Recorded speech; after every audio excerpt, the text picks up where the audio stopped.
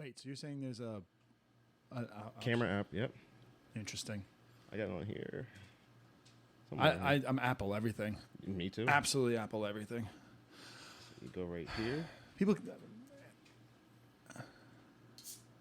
That's a picture. Oh no shit. That's fucking cool. So you're saying that's some spy shit though.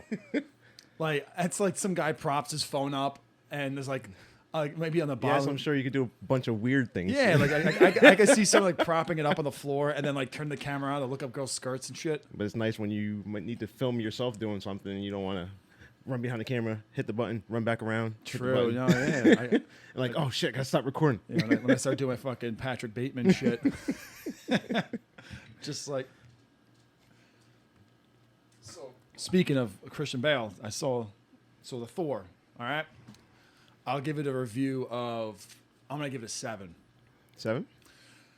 I expect it to be a bridge movie. I didn't expect it to be A what? a bridge movie. Like to. No, Bridge actually, to no, move something over, not really. fill in the space. They didn't do anything like that. No? I legitimately was waiting to see if they were going to introduce like, you know how like they've been kind of earlier if it was a phase 1 or something like that. Yeah. They were like kind of like throwing Thanos at you at the end. Mm-hmm. They really haven't introduced the next like problem. I think the next problem It's probably gonna be Kang. right. Something. But to do they with haven't him. done anything with him yet. I think he's supposed to be Not in since the Loki. Yeah, not since Loki. And Yep. you've had Doctor Strange. You've had Black Widow come out. This movie come out. I haven't seen anything. Yes. We also got to remember the phase is all messed up because everything. COVID? Because of COVID. Phase was that we're on phase 4 right now. We're on phase 4 right Phase now. 4. Phase 4 got all messed up, and I think they did a lot of reshoots because they were actively shooting and finishing up movies, and then everything's got messed up, and a lot of stuff got pushed back. If you remember, like Morbius was probably supposed to come out almost last year. It should never have come out. A lot of people hate it. I mean, Did you? I didn't see it yet. I seen it. I didn't have no problem with it, but a lot of people hate it for some weird reason. But it's a setup.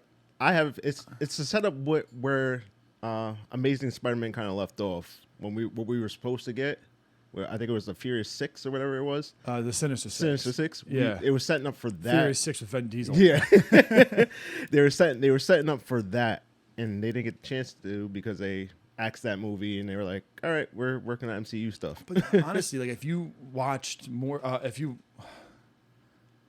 like if you have time to really like think like, okay, we can't put this movie out because of COVID.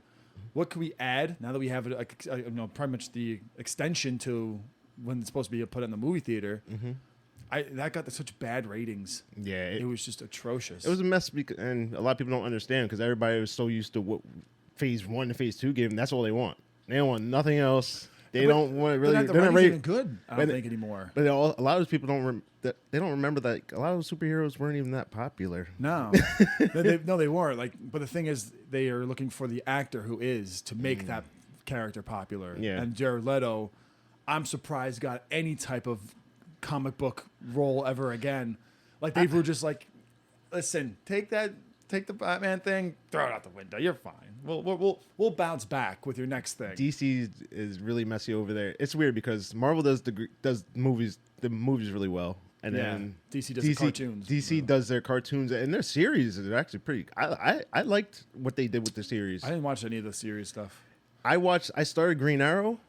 Yeah, and that's how I got in, and then Green Arrow started getting kind of redundant. And I was like, okay, so how many times the show you're gonna kill somebody, and then he's Robin Hood. That's what he is. Yeah, and then there's some other bad thing. He's like, to me, he reminds me of like a minor league Batman because he has all the gadgets and everything. He's strong. He was trained by the same people. What? Similar people. Oh yeah, they're the same. They run in the same circle. They know the same. Who the Dark Knight guy? The League of Shadows. Yes, they're the same people that train Arrow and all that stuff. That's the island he got stuck on. Originally, that's how he became Green Arrow. The Hood. His original name is the Hood, and yeah, they're pretty much kind of the same people, just in different worlds. Different worlds. So like Green Arrow and Batman. I don't think Batman and Green Arrow exist in the same universe. Oh, because if you're familiar with the DC series, you got Green Arrow, Flash, Black Lightning, DC Legends, and Batwoman, Supergirl, and Starlight, I think, and then Starlight. Constantine. Oh, shit. Yeah, I have a Constantine pop somewhere. but when I tell people to watch those series, I tell them make sure you watch it in order. There's an order that goes to it, and they do a time crisis at the end of everyone in all the worlds. They pretty much do a multiverse thing at the end of every kind of series. Interesting. So everybody lives in their own world. Not everybody lives in the same world. And the only people that can really travel back and forth between there is like Supergirl and Flash. But that's the And it's Legends, the DC Legends. But that's the cartoons, or is that the live action? Live action. Oh, okay. Live action series all go together, and they actually did a pretty good job. And they did a really nice farewell to Superman. The dude that played Superman, I think was the mid '90s. The terrible. Oh, Superman. that guy. Yeah. He's in that series, DC Legends. As Superman. Yeah, but they they did a good farewell for him because they made him play Superman again from a different world, and they he was supposed to he dies. Obviously, he got off the show, so they No gave him spoilers. yeah, I'm giving him, but I think they did a really good job on the series, DC. Okay. But the movies are a little all over the place. Because the thing is, like, not everyone watches TV series, so they were like, we have to get into the movie business now, like, more so But now with all these characters. The problem is they gave us so many renditions of the same characters. Yeah, but the problem is that even DC's like doesn't have the best. Marvel's got the best heroes. DC, I believe, has the best villains. Yes. I mean, Marvel's got some good villains. Don't get me wrong, but the Joker and But pretty much Batman's villains. Really, Yeah, but DC has the villains you know. You remember DC villains. Yeah. They're easy to pick up. You know who they are. It's not. Like even like Superman doesn't really have like good villains either. He's got Lex Luthor. Yeah, some And bald-headed then, strong man. But has a lot Batman's of got money. Batman's got all the best villains. Yeah. I mean, it would suck to be Batman. I mean, that new series they got on HBO Max, dude from Suicide Squad. Oh, John Cena. That is an amazing series. Peacemaker. Yeah, Peacemaker. That was that was really good. That's that was where really, they need really to go. That's what the second Suicide Squad. Like that was good. The Yes. first one, no, It's too serious. fucking go to lunch. Listen, they did what Marvel did with Phase 2. They made it funny. Yeah, They bring that the brings- comic relief. They were like, all right, let's take the serious edge off a little bit. Let's put a little that's comedic what- feel in here. They went too far with it, I think, because remember how Thor was when the first movie, right? Very arrogant. I just finished watching all of them all over again. Yeah, so this one, he's bigger than he's any Thor movie he's been in. Okay. He's fucking huge. And like you can just tell by like, him standing next to anybody, like they were probably like, dude, how the fuck did you get this big? Probably a needle. But yeah. That's in Hollywood. He legitimately became he's been through a lot of loss. Like, they built his character, he loses his dad, his brother, his mother, his best friend, his world. So like they pretty much reinvented him where He's independent. but he's got like a different outlook on life where he's like a mush now. Hey, and he spent a lot of time in space for a while too. So so like so they made his character very funny, where it's almost like you don't take him seriously because now he went from this like I'll fuck you up, but like I'll do it. I'll close my eyes and run into a battlefield and whatever happens. he was like a homeschool kid. He didn't know any better. Yeah, but He didn't now know what like, the world was like. Now he's the guy who's gonna press the red button and they'll launch the missile on accident. Like that's how they kind of paint him out right now. So in this movie, they legitimately made him like soft.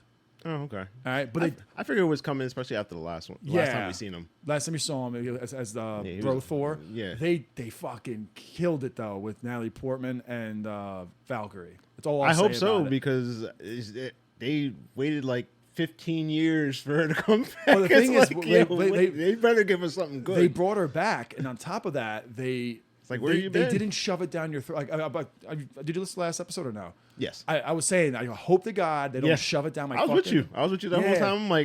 I'm like, when I seen the preview, I'm like, this makes no sense. She's been gone for like 20 years. Yeah. Now all of a sudden she's just back. You guys left us no explanation, nothing. Nobody talks about it. You guys. It's the fastest Marvel movie they've made. Like it's like a 2 hours long, I think, and they definitely fast tracked a lot of like what you want a little bit more structure to.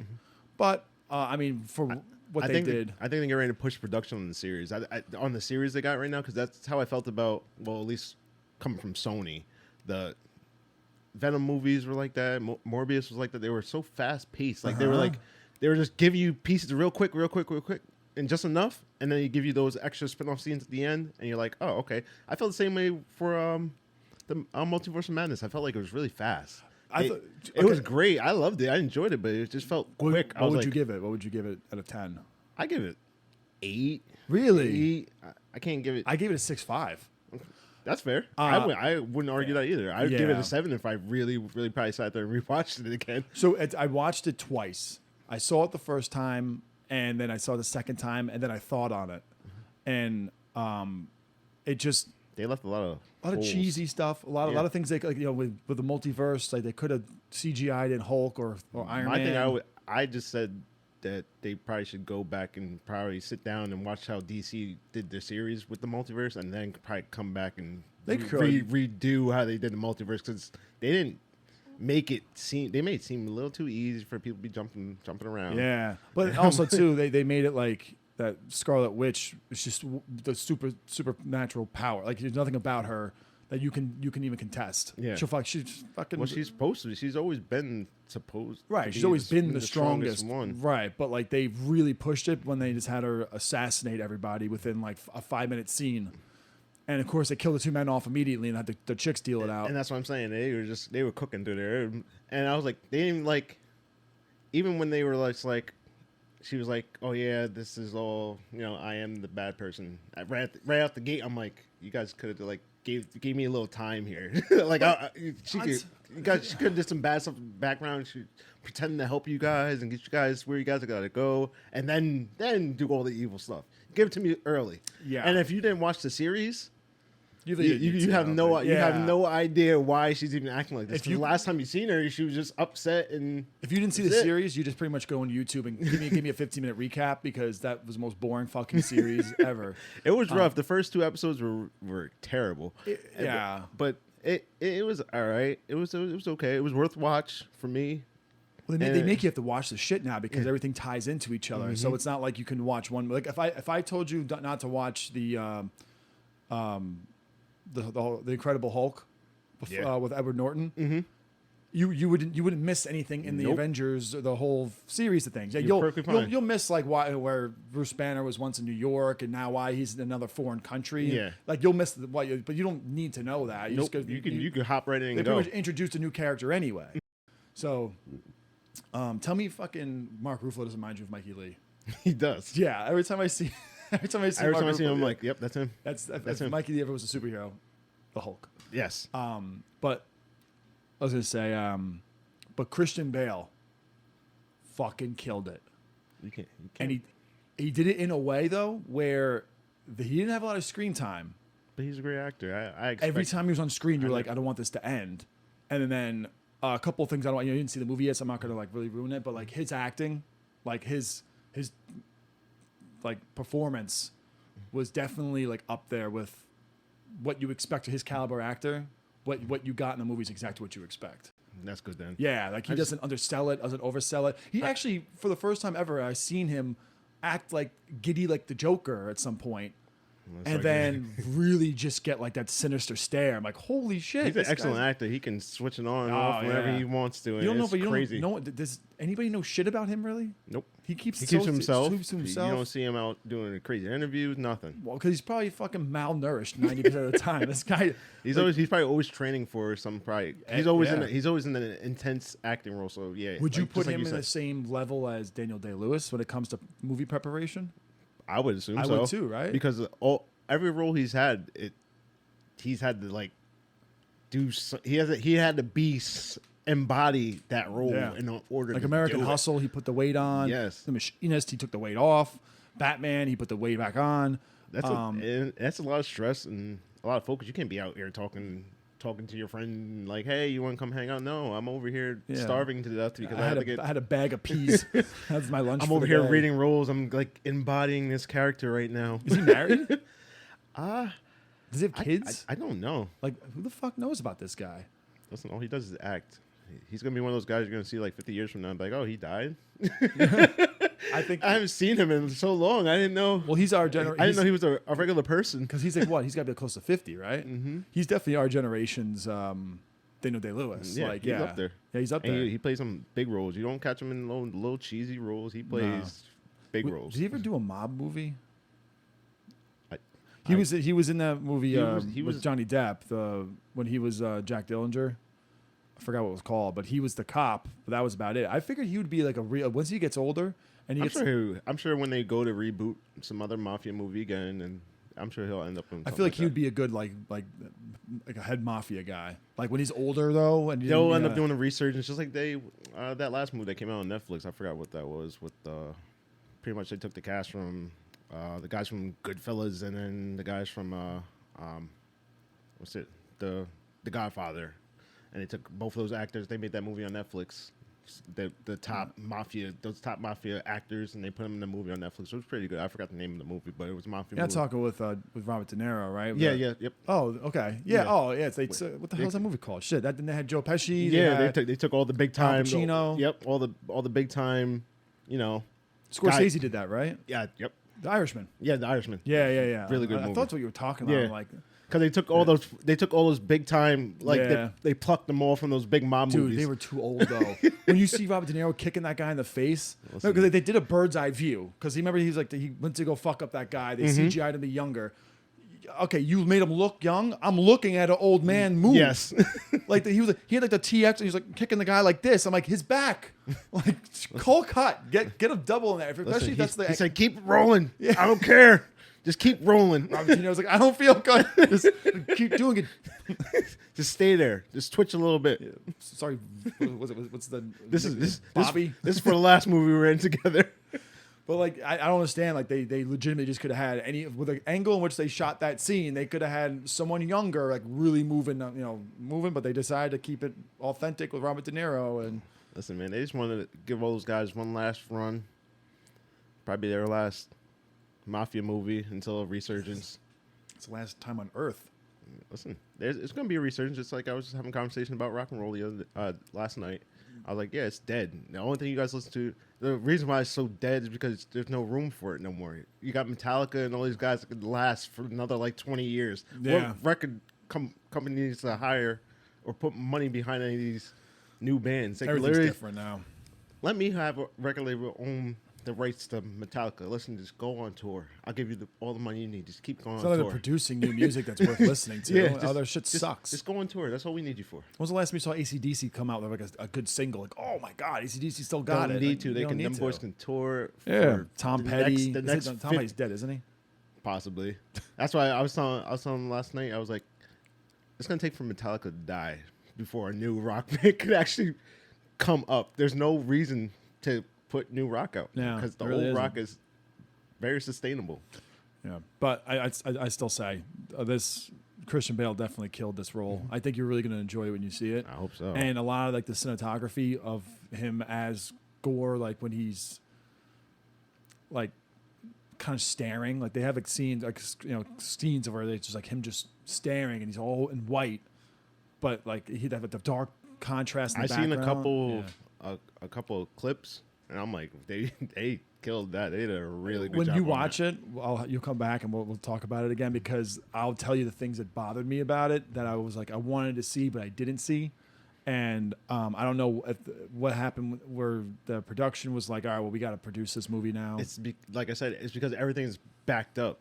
Because you gotta remember, they're trying to bring us Blade, Black Knight. They're trying to bring us all this medieval crap. Black Knight? Yeah, Black Knight. He's who's the Black guy with the Knight? sword. Jon Snow. Oh, Jon Snow's guy. Yeah. Oh, okay. Wait, they got a white guy playing Black Knight? Yeah, Black Knight. He has the sword. Recasting. Listen, they got it. They'll get it done.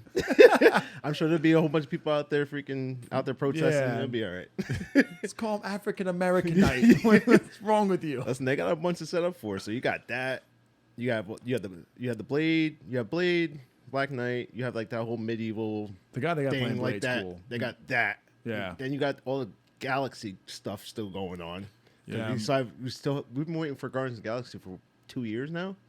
So yeah, they had a small role in this movie. yeah. So that's very backed up. quick. That's been backed up. We had to wait for Black Widow to die, and have her little backstory. Well, with her sister now. Yeah. But her sister. Oh, no, her sister reemerged. That's gonna set up for, I think, hopefully young Avengers. I'm gonna assume it's gonna probably be Okay. her, the crazy, probably somehow that crazy, weird, Captain American guy. Oh yeah. He's gonna fit into that too. Obviously her sister. If you watch the Arrow or Hawkeye show, Yeah. that girl and whoever there's a bunch of young people, but we have all those different things that still got to be set up, and we got a whole bunch of these other movies. She-Hulk, she's obviously gonna be involved in that. What's her name from Multiverse of Madness? Americana, whatever her name is. American Chavez. She's gonna be probably Young That's Avenger. what I'm talking about. They shoved her down your throat. They got set up for Young Avengers. They're so far behind production. I know, but like the thing is that these Marvel movies have now like cornerstone cinema, where like it's like hard to find like a good movie now that's not superhero related. Like that Black Phone just came out. They I gotta think it's called. reboot everything now. Just keep rebooting. They're We're just getting lazy. older, so for us it's annoying. For the young people, they're like, "Oh, we've never seen this before. Yeah, because We don't know what this is. This looks cool." So then, do you think that they should do like I don't know what they're doing with Black Panther? I'm not sure what they're doing with him. Supposed to be her sister. His sister. Yeah, I mean, but like I thought they would have brought Michael B. Jordan back somehow, some way, some weird. I didn't like it. He I didn't didn't like die. his character. Did you like him? I didn't really care for it, but I would like for them to gave him more time with it. But Well, I mean, would you say that what would you kind of film would you call Black Panther? What was the message? I don't know. I don't usually get too deep into it. I view it as almost like how the comics are. I don't. Yeah, well, see, I know everything has a message in it. You nowadays. look at that from a comic fan. Yeah. I look at it as like a movie fan. And I go like, this is like a propaganda film Yeah. almost. Like they're trying to like push like this like help out the urban neighborhoods and but you know what?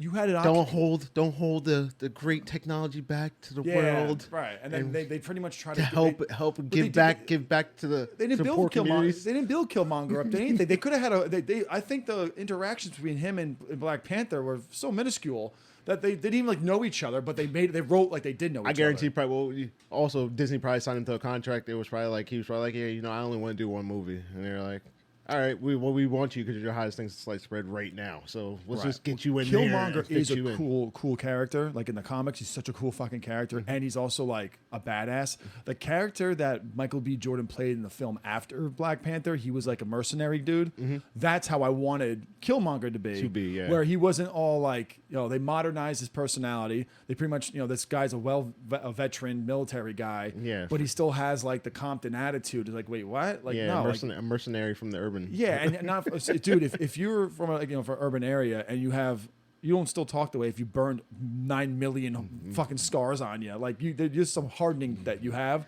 They could have did more development on it. Like I said, They didn't do much, but they wanted to appease. It was, I don't know. They did something weird halfway through phase 3 and it just got real messy. The character development got really shoddy, and I don't know what was going on. It was just giving us movies just to give us movies just to get to. Do you know what Infinity it is? War. I know exactly what it is. It's that fucking the head of Disney. I almost said the head of Walt Disney. That frozen fucking head of Walt Disney. The head of Disney. I'll do it again. Was like, what's going on in the news? Okay, we're gonna put that in our movie, but we're gonna make it like, oh, LGBTQ. Make sure you put that fucking pin on Chavez. And I think that's what messed up everything during the whole pandemic when they had to push everything back. So just like you're saying, like they're trying to keep up with the times, but then they had to keep bumping these movies back. Because I think didn't they pull the race thing in Winter Soldier? Mm-hmm. Yeah, they did. They pulled the race thing there. Listen, I don't mind if they're. I mean, that's life. I mean, they did right in the show. Yeah. They did right in the if you write it in, Falcon Winter Soldier. But if you write it in and then they if you don't develop the idea of like oppression and all that stuff, and you just kind of throw it in there, you're just kind of like, well, there's your message, thank you, and then they go back to superhero shit. Like, if it was like an actual point of the story, like the boys are doing it really well. Oh, I just watched the latest episode just before I got here, and they have a kind of a show back to that same kind of scene from what was that Falcon and Winter Soldier with the shield, and they have that. I was looking, oh wow, they did that really good. Uh-huh. I like that little Even that little nod over there. they've been throwing shade. The boys been throwing shade at all Marvel Yeah. and DC shit. I was like, oh, look at this. Even with the whole like the guy going really small, the first scene of the season, I was like, oh, because they pretty much the boys is like, all right, they see what the Marvel's going through, and they're like, we're just gonna fucking make it better because we have a rated R rating, And they don't have nothing to follow. There's no guidelines from them to go on. They can just do whatever they want. Yeah, and that's why I think the boys is one of my Boys favorite is shows. amazing. It's They did amazing. really. They did and awesome. they legitimately insult like Marvel for when they had. They insult Marvel. They insult DC. They even insult the propaganda going on today. Yeah, It's hilarious. well, that's when they had with A Train. Yes. with his African roots. Like, you don't give a fuck about Africa. Like, what the hell are you talking about? And then he shows up with his fucking dashiki suit. the most racist looking fucking outfit. And then but they pretty much called out Marvel for being like, no, oh, look what you've been doing, and you're trying to be serious about it. We're gonna do it, and we're gonna insult him because, and then they actually had real people like look at him like, you don't give a fuck about us? people. Yeah. You're in an ivory tower somewhere. I love it. I love it. That's probably the best show. One of the best superhero shows out right now. I think even if like a superhero fan, that show is meant for anybody to watch. Anybody to watch, I mean, yeah. Though who's got a because stomach to watch it's super relatable to what's going on in the world, and they just Yeah. make so much fun of it. It's almost like it reminds me of just kind of like watching like The Simpsons or like Family Guy or like South Park. Like they give you that kind of raunchy like jokes satire and comedy. stuff like that. I don't. But in more a serious manner, it's funny. Do you think they should really like? All right. So before I was telling you, like, I don't think they should recast Superman to be anything like they make it everyone like black, like 007, Superman. Why? Write something new. Like why? Today it's But that's the atmosphere. The young like, people are loud. It doesn't make sense to me. It's like, okay, how fast do you think you count to 100? Yeah, like let's say you count to 100 in like 30 seconds, right? Yeah. Okay, all right. So you don't why they run out at 7? Like it's like you don't know that all these fucking numbers. Where's 009? Fucking 10, 11. The thing I heard about the whole 007 thing was the diehards were calling it, saying like 007 isn't an actual person. It's just the name of an agent. No, so yeah, anybody I could know. play it. And But the thing is, that became part of the big argument. But I was like, I honestly don't care because I really don't watch those movies. But I mean, stick with the Monarch, I guess. But for me, it wouldn't matter. For me, it does matter because I'm looking at it as like you're just being fucking lazy now. Like, why do you want to revamp characters that have already been made and just change the race or gender or even fucking sexual affiliation? Why can't you just go, hey, 003? Because all these people are trying to fit into the climate. That's it. But you're not going to get your Equalizers anymore with Denzel. You're not going to get your John Wicks. It's not. But the problem is not for us. It's for. That's it's the for problem. the youngs. But they're so dumb. Youngs. They're so the youths. But the thing is, like, then now that's gonna be their normalcy, and then that's like all smoke and mirrors at that point. Listen, they prove me right every single time. It's really every time they make some weird move, I'm like sitting there like, yeah, that's why because of the atmosphere. They're scared. They're scared what social media is going to do to them. You can't even say this shit anymore. You can't be like, oh, I don't want Superman to be black. Like, why? A black man can't be Superman? Like, yep. No. That's the atmosphere. Make someone different. Listen, I don't want another Superman. I actually liked the Superman we've had. That's probably that's probably the best Superman I've seen. Anyway, Superman's a fucking bitch. I don't give a shit. He does. I mean, to me, he doesn't really have any cool things going on about him. No, he doesn't. But that one we just had, that was a great Superman. At least he wasn't so cheesy. Yeah, well, because the thing is, like, Superman doesn't have like a personality. Yeah, like he's like I don't know how he is in the cartoons, but like I feel like he's always Batman's the reason why Superman's like really popular is because Batman's the guy who's like got the secret identity, normal guy. Yeah, and like listen, glasses. Yeah. Bruce Wayne's got to fucking change his voice. That's why when I watch like Supergirl, like it angers me. I'm like, so she's just gonna walk around with just glasses on. You guys don't know who she is. Can we just have like a serious conversation with like these Superman? Why don't you make us a comedic Superman show. That would be amazing, actually. Well, let's make the joke. That's put the glasses. That's Homelander. But the thing is, like, even still, like, I've seen somebody without their glasses once, and I go, "Oh shit, you look different. I know who you are. You just look different." Yeah, they need to do something like that. Let's make it funny. Let's DC. Why don't you spoof your own characters? Like that'd be amazing. Like, I would definitely call racism if they make Superman black because he has a crack addiction to fucking kryptonite. Kryptonite, yeah. Like, oh, what a reference. Yeah, didn't you? I seen that. I seen it. I didn't think they were really going to go through with it. And then when they announced Michael B. Jordan, I was like, wait, that's a real thing? Yeah, they announced that script. They are getting ready to push it. And I'm like, why? They're basing it because the problem is when you start basing movies off comics, there's so many different versions. Fine. Which is true. If there was a black Superman in the comics, then you base off that storyline. That's when they're going with Superman. It's a crisis version. Okay. And it's a black Superman. It was one of it's a later comic. I think it came out around 2000s. It's a later comic. Oh, okay. It came out around like in the 2000s. All right. So it's a newer series. And I mean, Marvel's done it a few times with some of these characters. They flip the versions, kind of like how we have all these different fucking Spider-Mans.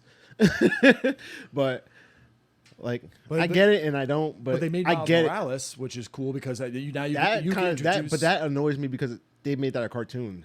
I would love. I would love for them to put that. Maybe make it serious. Yeah, they are eventually. They're gonna get to it. But they introduced his uncle. Yeah, yeah.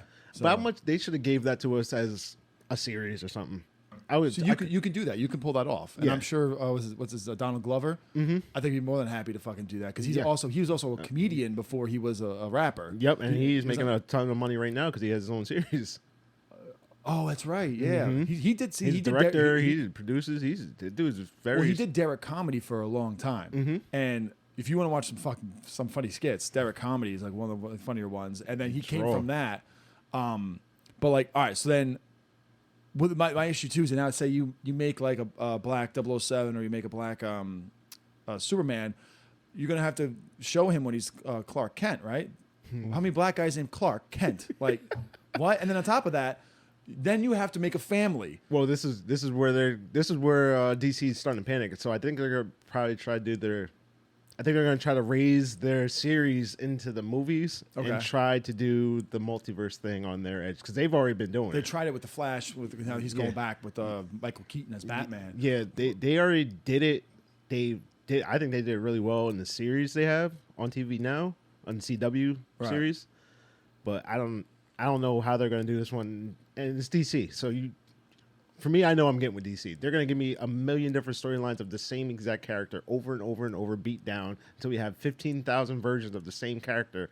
And then they're going to try to give us a series of movies that make no sense because you probably introduced us to about 5 or 6 different Batmans and 6 different Supermans and a whole bunch of these Wonder Womans. But the thing is, like, when you start creating or start like changing the character around a little bit, like same thing. When Michael B. Jordan played Johnny Blaze too. Oh yeah, but it's bad. Everyone put that out of their brain. Yeah, but they do it. They do some bad rules. It was because Miles Teller was Mr. Fantastic. Yes. Like that's a good movie right there. That one you should have left alone. You should leave a lot of things alone. Leave that one alone. But the thing is, like now, it's like when you try to be politically correct or you try to appease the political stance people have, like why can't Superman be black? I think they get offensive when they try to create like a black family for him and they use all the stereotypes because it's the youth and they just want to just find something. Just like how is what's the fucking Krypton? Was it Krypton? What he was? Yeah, where he's from? Yeah, yeah. How you gonna make that planet? Who knows? How are you gonna make his dad? How are you gonna make you're gonna? I think they're gonna get so offensive by trying to be not offensive. If they're gonna do it, they're gonna have to do it all the way. So that means they're gonna have to get. This will be the first This will have to be the first Superman movie with a background. They should have Jordan Peele do it. That'd be hilarious. That would be great. I think it'll give some comic relief and dark at the same time. Yes, so we can I think it'll be great at Jordan Peele because they're going to get some. Because I feel like when the guy, I forgot who directed Black Panther, but like it's just. Oh, he died. He died? No, I'm sorry. That was who did Iron Man. I forget. One of the directors. No, I'm mixing. I was watching something with the Fast and Furious franchise. Never mind. Oh, okay. I thought it was John Singleton for some reason. No. Yeah. I forgot who did the Black Panther movie, but he made that like into like a serious propaganda film, I think. Mm-hmm. And I think he got away from the comic. You know, I didn't like the dynamic between their feud. It wasn't I as strong as a character Killmonger is. I felt like they could have done a lot more, like destruction, a lot more like serious like fight scenes with him. Halfway through that phase 3, man, they were just Yeah. they were just like he's such a cool character. like it was like you say just say a few words. It's fine. That's it. We're not going to develop you. And Michael B. Jordan's not even that great of an actor. I don't think. I think He's all right. He's developing. He's Yeah, all right. he can hold his gonna lines, be, but he's but- gonna be somebody big. He's been in this game for a long time. Kid actor. He's probably one of the very few kid actors that are. He's on The Wire, right? That's where The Wire, yeah. That's So he's been around for a long time. Yeah, long. I mean, I'm not saying he's a bad actor. I'm saying like I just don't see. The problem is when you're good looking like he is. Certain roles, he's a good looking dude. Yeah, but you can't really branch into different things. And my thing is that also these comic movies and shows. That's a tough role to play. It's not like your normal acting where you can just kind of see and fit. This is being a superhero, so it's kind of a little different. Yeah. And you're gonna get a lot of criticism. Plus, they're coming from a comic, so people are looking for that. Like, we know who this character is supposed to be. Michael B. Jordan was a comic. No, I'm saying that these movies are coming off of comics, so it's like the people expect some people know, like, we know what you're supposed to be. So if you show us something that doesn't look fit, we're gonna see it. Yeah, I think like Michael B. Jordan, like he did exactly what Chris Hemsworth did, where you're good looking and you're buff. Mm-hmm. There's not many roles that outside of that little window that you really can do that people are gonna gravitate towards. Like he just did Spider Company or whatever. Chris Hemsworth did that thing on Netflix. But it's hard for him to branch out now. Yeah, and because he's I can't really see him in anything else. Just like you were saying last podcast, like there's certain actors they get stuck in them roles and it's over. He pretty much Can't boxed see you himself in anymore. the corner. You're Thor for the rest of your life, dude. Mm-hmm. So keep working out. Every time I see him, I'm like, Thor, yeah. I don't think of a movie in the past that he was in. You're like, oh, like Cabin in the Woods. Mm-hmm. That's what you're going to tie him to. Red Dawn, the remake. The same thing. But dude that played Captain America. When I see him, like prior to him playing Chris Evans. Yeah, like I don't really like him outside that role now. Right. His earlier stuff prior to Captain America, I like it. I enjoy it. But like now, I'm like, What was he in before? He was in another team movie. He wasn't in big blockbuster movies, but he was Snowpiercer, which was really yes, good. I love the movie. The movie was good. I'm not sure about the TV series. The show was actually pretty good, but the movie was amazing. Yeah, because it was so detailed. Yeah, it was almost like the pretty much that movie was, I think, a satire on like where the rock bottom is, and every cart is like a step better towards the top of the front of the train, which would be upper class. Yeah, and all the people in the back just weren't even supposed to be on the train. Dude, some of that shit was crazy. Yes, and so but he also did Knives Out. Yeah, and that was good. That was a good movie. Daniel Craig did a great job. It gets really hard for me to see him outside there because that Captain America role, he embodied that role so well, and I was like, do you know who that is? Daniel Craig would be a great Magneto. Yes. I think that'd be fucking cool if they put him as Magneto. He's got those eyes, dude. He looks right through you. They better give me a good X-Men movie. They better stop playing because I can't. I try to look back on the old ones. I'm like, I don't know. They're trash. I don't know how they're gonna do this. They were good in the moment, and then you watch them again, like this is fucking garbage. Like if even Tobey Maguire Spider-Man, that's that time. That weird time from hero movies. Nobody really knew what to do with them. No one really cared. The thing is, those are fun for like the comic fans, but now it's like everyone's a comic fan because the movies are now meant to be for anyone to watch them. Because they made them so relatable. And just like you said before, they start writing the scripts in today's time, and make it relatable, and keep the propaganda going. But that's why you gotta appreciate the shows like The Boys, where they know what these major like studios are doing. They're like, all right, we're just going to make fun of you. You're pretty much writing our material because we have the characters that are going to support your bullshit. They make it so funny. Yeah, between the Deep, A-Train. Tons of character development. Yeah. They're giving you the whole thing, how he got here. The sexualizing of the girls. Yeah, like everything. Everything you can imagine going on in today's world, they give it to you in The Boys. Yeah. It's nuts. I love it. It's so good. I can't believe how they did that. I watched that. Umbrella Academy is not too bad. It's a little rough around the edges. I never watched Umbrella Academy. That's not bad. And then they had another one. I think HBO had every one of the streaming services had their own kind of shows. Yeah, now it's almost like why even like they got rid of cable. Now they get those streaming services. So when you buy, and then everything's now branched off to like, okay, well now Netflix can't have this because Paramount has this, and Paramount can't have this because now Hulu has this. So when you buy all these streaming services, you more or less are paying for cable. Yep. Like it's like all of it adds up. Yep. It's fucking bonkers. It is. That's why I cut the cord and got Hulu Live, and then I still had my Netflix, and then I got Paramount Plus. You should get friends who give you your passwords and shit. Do you know what's going on with the NFL season where that's going to be aired? I know the NFL. That's kind of making me really annoying because the ticket was last year was supposed to be by itself, but then it wasn't. No, I think Amazon actually has the rights to air. Yeah, they last year I think they only had Thursdays and Mondays or something like that. It was like Thursday games. Yeah, Thursday. That'd be nice if they were able to fucking get the games to be like if you're a Rams fan, I could pay for Rams games. That'd be awesome, but the money, that's what everybody wants. It's the same thing you were just saying.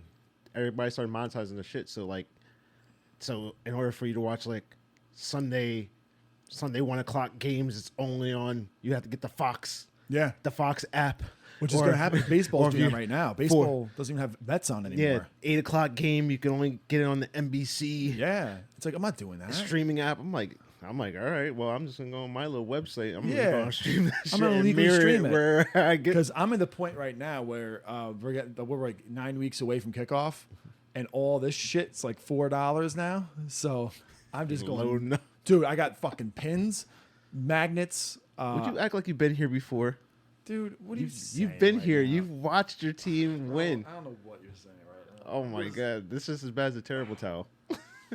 Oh shit! Yeah, look at that.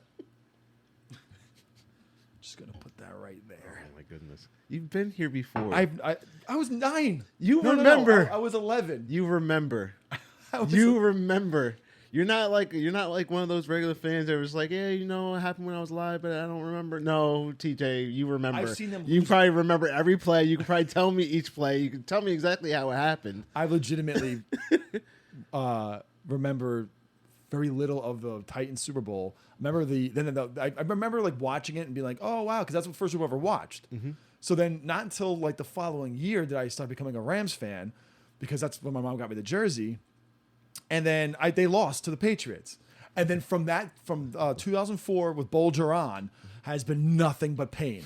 And not until Sean McVay shows up, and then that fucking stupid bastard Jared Goff shows up and fucking tanks the Super Bowl because the greatest show on turf, Point 2, couldn't figure out how to fucking get the run game going with Todd Gurley. Because you guys weren't just you guys were not terrible for all those years. We were like 2-14 for like God knows how long. Only teams a few nasty years, but you guys did have sparks. When we got Sam Bradford, that was probably the only time. The biggest finesse quarterback. He's the best quarterback to do it out here. These NFL contracts, my man, probably still getting paid. I love Sam Bradford too, but that was the only time that we went 7-9. Was his first season with the Rams, and after that, not very good. Then he tore his ACL. He's like every time we play him, no matter what team he's on, he'd always beat us. Stupid ass Sam Bradford. I hate him.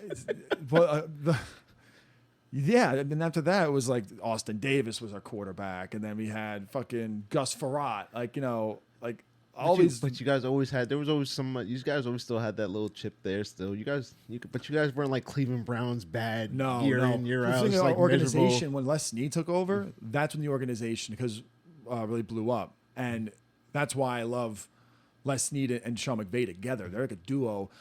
Who does the finances on the Rams? I would love to know that. I think somebody should bust open them books. I've never seen such erasing zeros. I've never seen so many trade deals go down like that. It's nuts to me. I'm like, this dude. You guys won't have, if he dies today, you guys will not have first round draft picks for like 20 years. That guy legitimately is on like Epstein's wife's lockdown. I'm like, yo, they don't want that guy being touched at all. They're like, yeah, the Rams got all these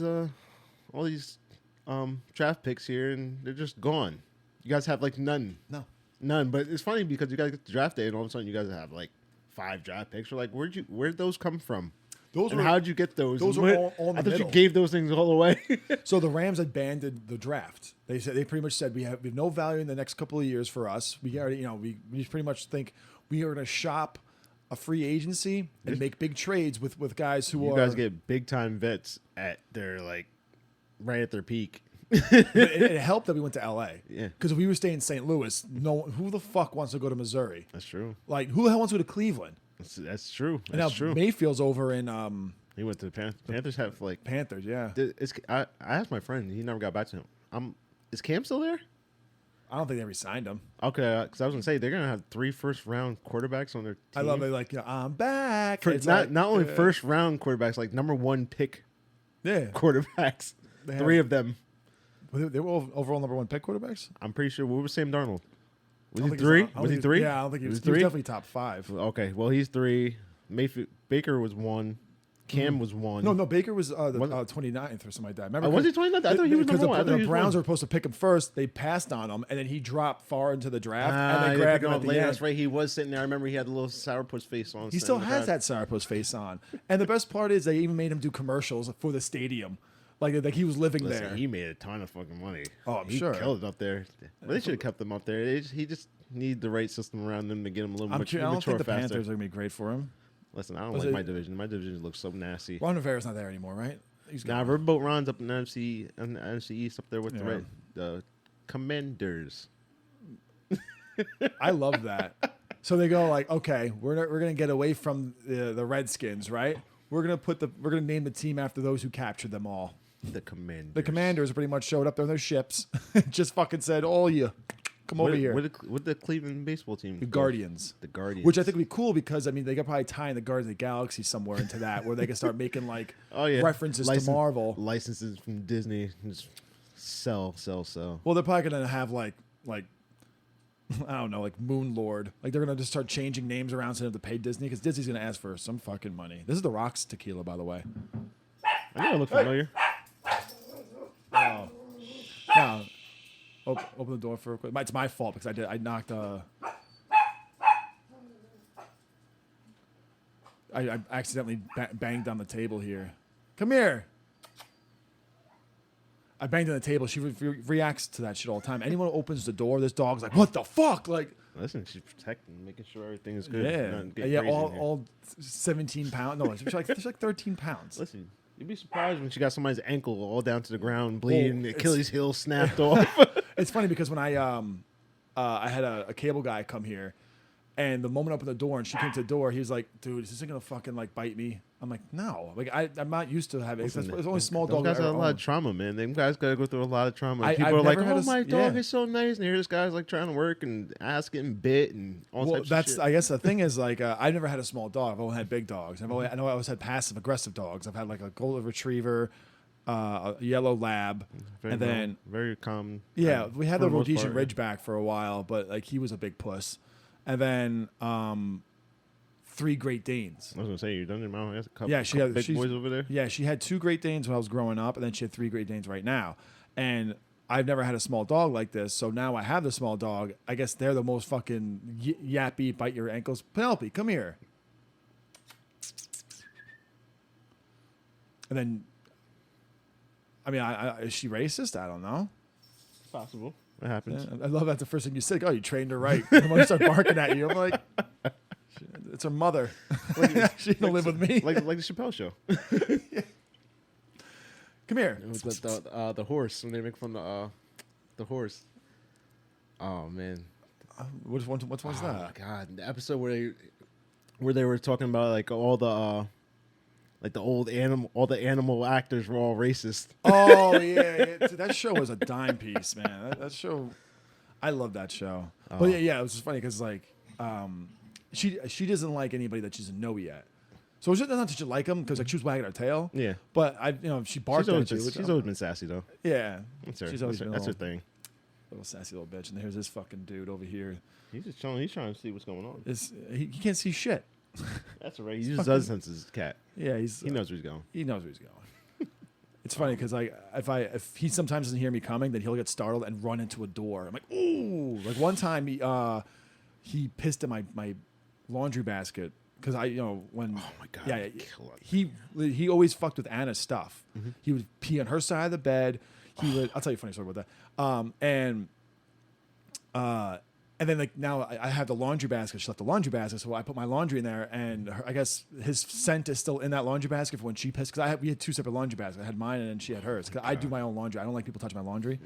So she had her own, so she left that for me. So now he's like, oh, here she is, and pisses in that fucking thing. So I go, get the fuck out, and he runs into the door and gashes his eyebrow open. So now I'm like, I didn't see him actually like bleed. I saw him run to the door, and I was like, good, you fuck. And then I go in the kitchen, and I see him in the corner, and he's got like, blood coming out of his head. I'm like, oh, buddy. So I bring him in here, and I'm like rubbing his head, and he's sitting there just loving it. He's like, oh, you're petting me. You're giving me attention. I'm like, you motherfucker. Like, you got blood on my goddamn fucking... Poor kitty. But, so one time I'm playing a video game, right? You've played Warzone, right? Oh, you know of it? Yes, I know of it. Yeah. So it's not one of those games you can pause. So once you get deployed, you're deployed, and you're flying in the air, and like then you have to wait until the game is over before you can actually get up from your seat. And that could be like a good 45 minutes. So she waits until like midnight to go to bed, which I knew she was gonna get fucking cranky because she's an early bird. So she's up that late. I knew she was gonna be pissed. So she was like watching a movie, and then eventually I'm gonna go to bed. So she goes to bed, and she goes, motherfucking cat pissed on my side of the bed. And I was like, I'm over here. I just jumped out the plane. So I'm locked in the seat. And you're just sitting there like, I can't move. Yeah. And then she's like, come look at this. I'm like, no, I believe you. Like, she said, no. She goes, can you fucking look at this? And I'm like, what are we going to accomplish by me getting up and looking at piss? So she's like, you seriously not going to get up? I'm like, all right. So I told the guys, like, listen, dudes, I'm going to hide in this house. I'll come find you later. The house. Cover me. So I get up and I look at the piss mark in the bed, and it goes, yeah, that's piss. And then she's just huffing and puffing, pulling the sheets off. And I'm like taking the corner of the bed, like, how many people need to change a bed, Like, if this is already there, there's nothing you can do the now. damage is done. My side's fine. Like, I'm going to sleep good. Like, it's your side, girl. There's nothing to be done at this moment right now. I'm legitimately fighting for your freedoms. Locked in. I'm in a fucking house. So now I hear they found me. They kill me. So I'm like, all right, well, now I'm dead. I don't. And you gotta wait. You have to wait to respawn, right? These assholes buy me back in immediately because they're laughing. I'm like, you motherfuckers. Like, so I'm like, all right, what can I help you with? Because I gotta go. Like, they're waiting for me. And then she sprays the bed down. We make the bed, and I'm like, are we good to go? And she's like, yeah. I'm like, I don't get it. What more could I get a straw and suck the bed dry? Like, I don't know what the fuck you want me to tell you. And I know as like a man, and I'm trying to think of like, am I being insensitive? Am I like, is this one of those moments where like the girl just she just needs that? Sometimes they want you. They ask you to do things that they are capable of doing. You're like sitting there like, why are you? They just want you to care at that moment. I guess. Yeah. But I was already kind of like, you waited till midnight, which I knew was a bad idea. I know you don't like to wake. You like to wake up early, so now you're delayed even longer to go to bed. Yeah. And I'm in war. Figure your shit out, dude. Like, if I get shot, I'm not gonna wake you up and go, you see me? I got shot. Look at the digital blood on the screen right now. Like, I'm not gonna do it to you. I play something like that on the Call of Duty Mobile. Same thing. You drop into the plane. I was just sitting there for hours, and somebody's like trying to talk to me. I'm like, I'm at work, or like, can you just do that right now? Because I can't do anything. It's down to like the last 3 players. Yeah, it's like Warzone. Yeah. And I need to kill them. I have to find them. We're in a circle, and if I turn my head, I'm going to die. He's around here somewhere. I can't move. I've been working on this for like 30 minutes. So people just don't understand. You know what I'm saying? Like, the audacity. Listen, I'm very patient with everybody. I'm like, yeah, just go do your thing. I can handle myself. Go ahead. I'm gonna close that door real quick with the AC out here. I think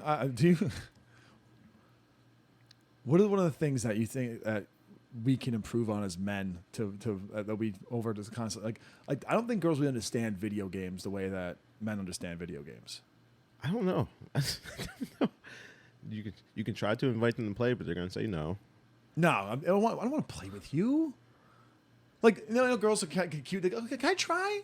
I'm like, yeah. Here's because you kill death ratio. not even to play Call of Duty. It's like anything I'm doing, playing like Madden or some shit. They're like, I'll play with you. I'm like, dude, like what I want to do is what I did to my little brother growing up was give him like a control that was off, and they could just press the buttons, and I tell him, "Oh, you're doing a good job. Oh, you're doing you're natural. Yeah, you're I natural." remember sitting there cracking up as I'm looking at the port on the NES or Super Nintendo, whatever I was playing, Sega at the time, and it's just unplugged, and they're just having the time of their life thinking they're playing with me. I'm sitting here like, whatever. But now keep you busy. But they're older now, so it's like they're gonna know like why is your thing lit up and mine's not? The moment that your younger sibling goes like, why is yours got the lights and mine doesn't? You're like, fuck.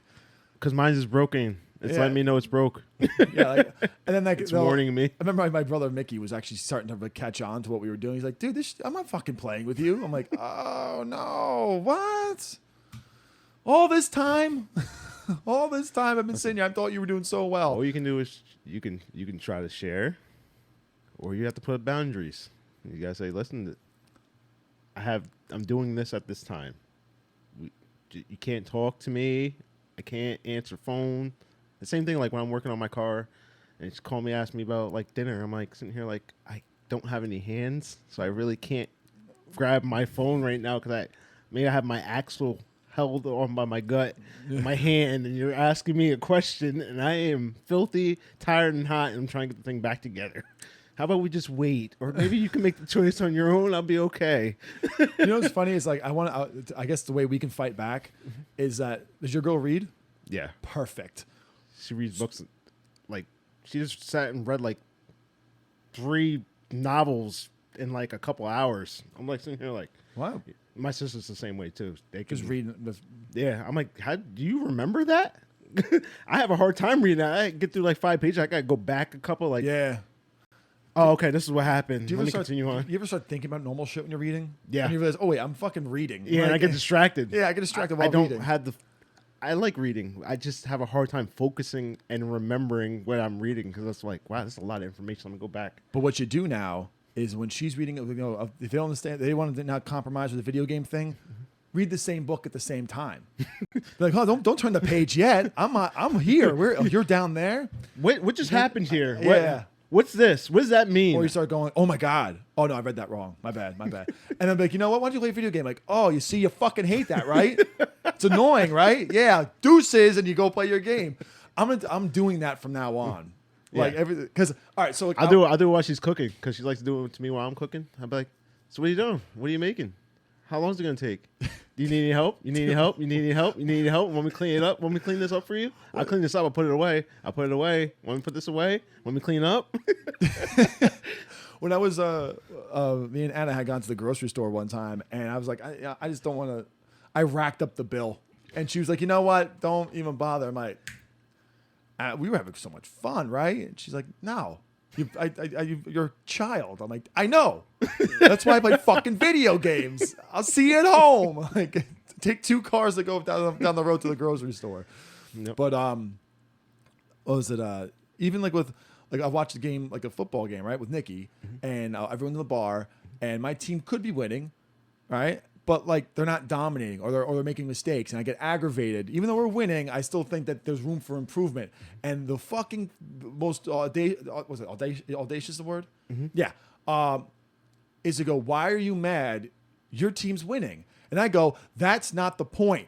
We need to dominate because we just do an interception. Yeah, we're up by 4 touchdowns, but why are we throwing the ball? Where's our trick plays? Where's our run plays? That's exactly why I don't like to watch my games at bars. They're always like, oh, why don't you come out and watch your game? I was like, I tried that plenty of times. It's just very hard when I'm just so into the game and somebody's either nitpicking something stupid that I already know or somebody's asking me questions or they're just like, why are you getting so mad? Because you just did this. Do you not understand what just happened? Or like, I hate the instigator where the girl's like, ooh, is that the other team? I'm like, you're single, right? No fucking kidding. And I go back to my game. Like, fuck you. Like, it's bad. You just can't really watch games. Like, if the girl doesn't know what you're watching, like, and understand it for play, systems, strategies, you can't watch it with them. But the thing is, they want to watch it with you. It's bad enough I got to watch everyone support breast cancer, because why doesn't the WNBA support testicular cancer? Let's be equal, people. If I got to dress like a baby girl, you got to dress up where the fuck it is. that all pinked up, baby. Let's go do it. If I gotta look like fucking inflamed chlamydia, you gotta dress it whatever color is for ball cancer. Pretty much. Right? Like, how long are we doing this? How long are we playing this game for? That's why I can't wait for football season. We're about to have a full year of football next year. Just so you know. I can't wait. It's going to be a full year of football. What I really hope is the XFL and the USFL somehow merge and have an ultimate spring league. That would be pretty cool. But, they're doing it. Yeah. Trump just not get involved in it this time. And everybody forgot about that. Yeah, everyone was like, he did what? Yeah, he runs the country. Like, look what he did for fucking the USFL. Like, yeah, look what he did to the USFL. Like, that could have been a beautiful thing. We really could have been sitting here right now with two different football teams with spring and normal NFL. But he wanted to compete with the NFL, right? Every single time somebody does this, they lose. And I don't understand why you can't just stay in your lane. Why can't you just stay in the spring? I don't understand why you must. More people will go to the games because during those from the end of September to October, it gets really fucking cold in some spots where you don't want to go to the games. You want to watch it at home. We had plenty of different leagues that were doing fantastic, doing great. And then for some reason, just want to let's go see what the NFL's doing. Why don't you mind your fucking business? Stay over there. Leave them alone. Do you know who's been competing with the NFL from like day one? And it's been kind of like a losing battle, but they're keeping their head in the game. Jesus, the church has been competing with kickoff. That's actually true. There's actually plenty of articles out there and lots of documentation about that. Yeah, they're NFL versus church. They're trying. They're like, and the thing is to think that a sport can compete with God. Just look at Notre Dame. And that's when, yeah, exactly. So when you're an NFL team and you've won the Super Bowl. That means you beat God. And you had a whole season of beating God. That's all I see. You've been here before. You're fine. I will be fine. I'll be fine next year, There's too. other teams that have never even seen or even There's like 5 teams, right? The Panther. No, Panthers been there. They lost miserably, which I knew was going to happen. I'm saying the teams have never won ever. Like, I Buffalo. Think Buffalo's never won? No, Buffalo's definitely won. Maybe early before the merger, probably. The Browns haven't won ever. Panthers haven't won. The Jaguars. Jaguars don't have one. Yeah, no. I was going to say Jets, but what do you think the next team to? Yeah, the Jets was 69 or something like that. 1969, their own one. What's the next team to get changed because of racism? I was just in the I don't think it's going to be. Well, I think they pretty much got all the baseball teams are done. All the football teams are pretty much done for the time being. I think most are pretty much going to do is move teams. That's probably going to be about it. I don't think anybody's names are changing anytime soon. Well, you have the Chiefs still, but that's not bad, right? They might actually be next. The Chiefs, you still got. I don't know. They're probably going to bitch that the Patriot guys like Silver, like the people who OD'd on colloidal silver, they feel offended because they're gonna be like. They were slave. That guy's a slave catcher. You guys have him up there. There's something like that. It's like, is that a raven? Well, the crows in Dumbo are racist, and he kind of looks like that crow. Change it. They NFL better hold on tight. I mean, between that and all the CTE stuff going on, we're gonna be watching some professional flag football coming up here soon, dude. I don't care. Dude, so hold on. So we get this straight. So are we going to change? Is the world going to change bullets because people get shot in war? Like, you know what you're signing up for, dude. Listen, like that's the point of the game is to get your fucking head smashed in. The new people. I'm surprised they don't. It's weird that they feel this way about football, but I don't ever really. I've watched all the docs for wrestling, but I don't ever see them talking about wrestling like that. Well, the WWE or like actual wrestling? With WWE, like all that stuff. Well, those guys do get CTE. Oh yeah, no, they stop chair shots to the head. Yeah, okay. You'll notice you'll see. Remember when Ken Shamrock took that fucking chair to the head? They were taking real chairs. That some docs I was reading them guys like I'm like, how many chairs did you take for training? I'm like, you trained with 10 chairs hitting you full blast. So like yeah, there's a sweet spot to hit. Yeah. Yeah, and they're good at it, too. Sometimes they fuck up. The guy, Eddie Guerrero, got his head gashed open where I think they sliced like a vein, and that's he when they were out. saying during one of the WrestleManias or something like that. Some big thing he was doing, and he did it, and they loved it, and it was bleeding down his face, and they were like, yeah, it was the accident. That wasn't even supposed to happen. Yeah, Eddie Guerrero, like, almost like, I think he passed out after the fight. But then, like, even... Stone Cold and Bret Hart was one of the first matches to introduce the blood because they went to Vince McMahon and said, like, listen, like, he's going to put me in the sharpshooter, and I think if I cut myself, adding that pain of the blood. That's out of the reality time. That was, right. And then after that, ECW they were making them bleed all day long. Yeah. But after that, like, it was all downhill from there when it came to, Triple H bled every pay-per-view.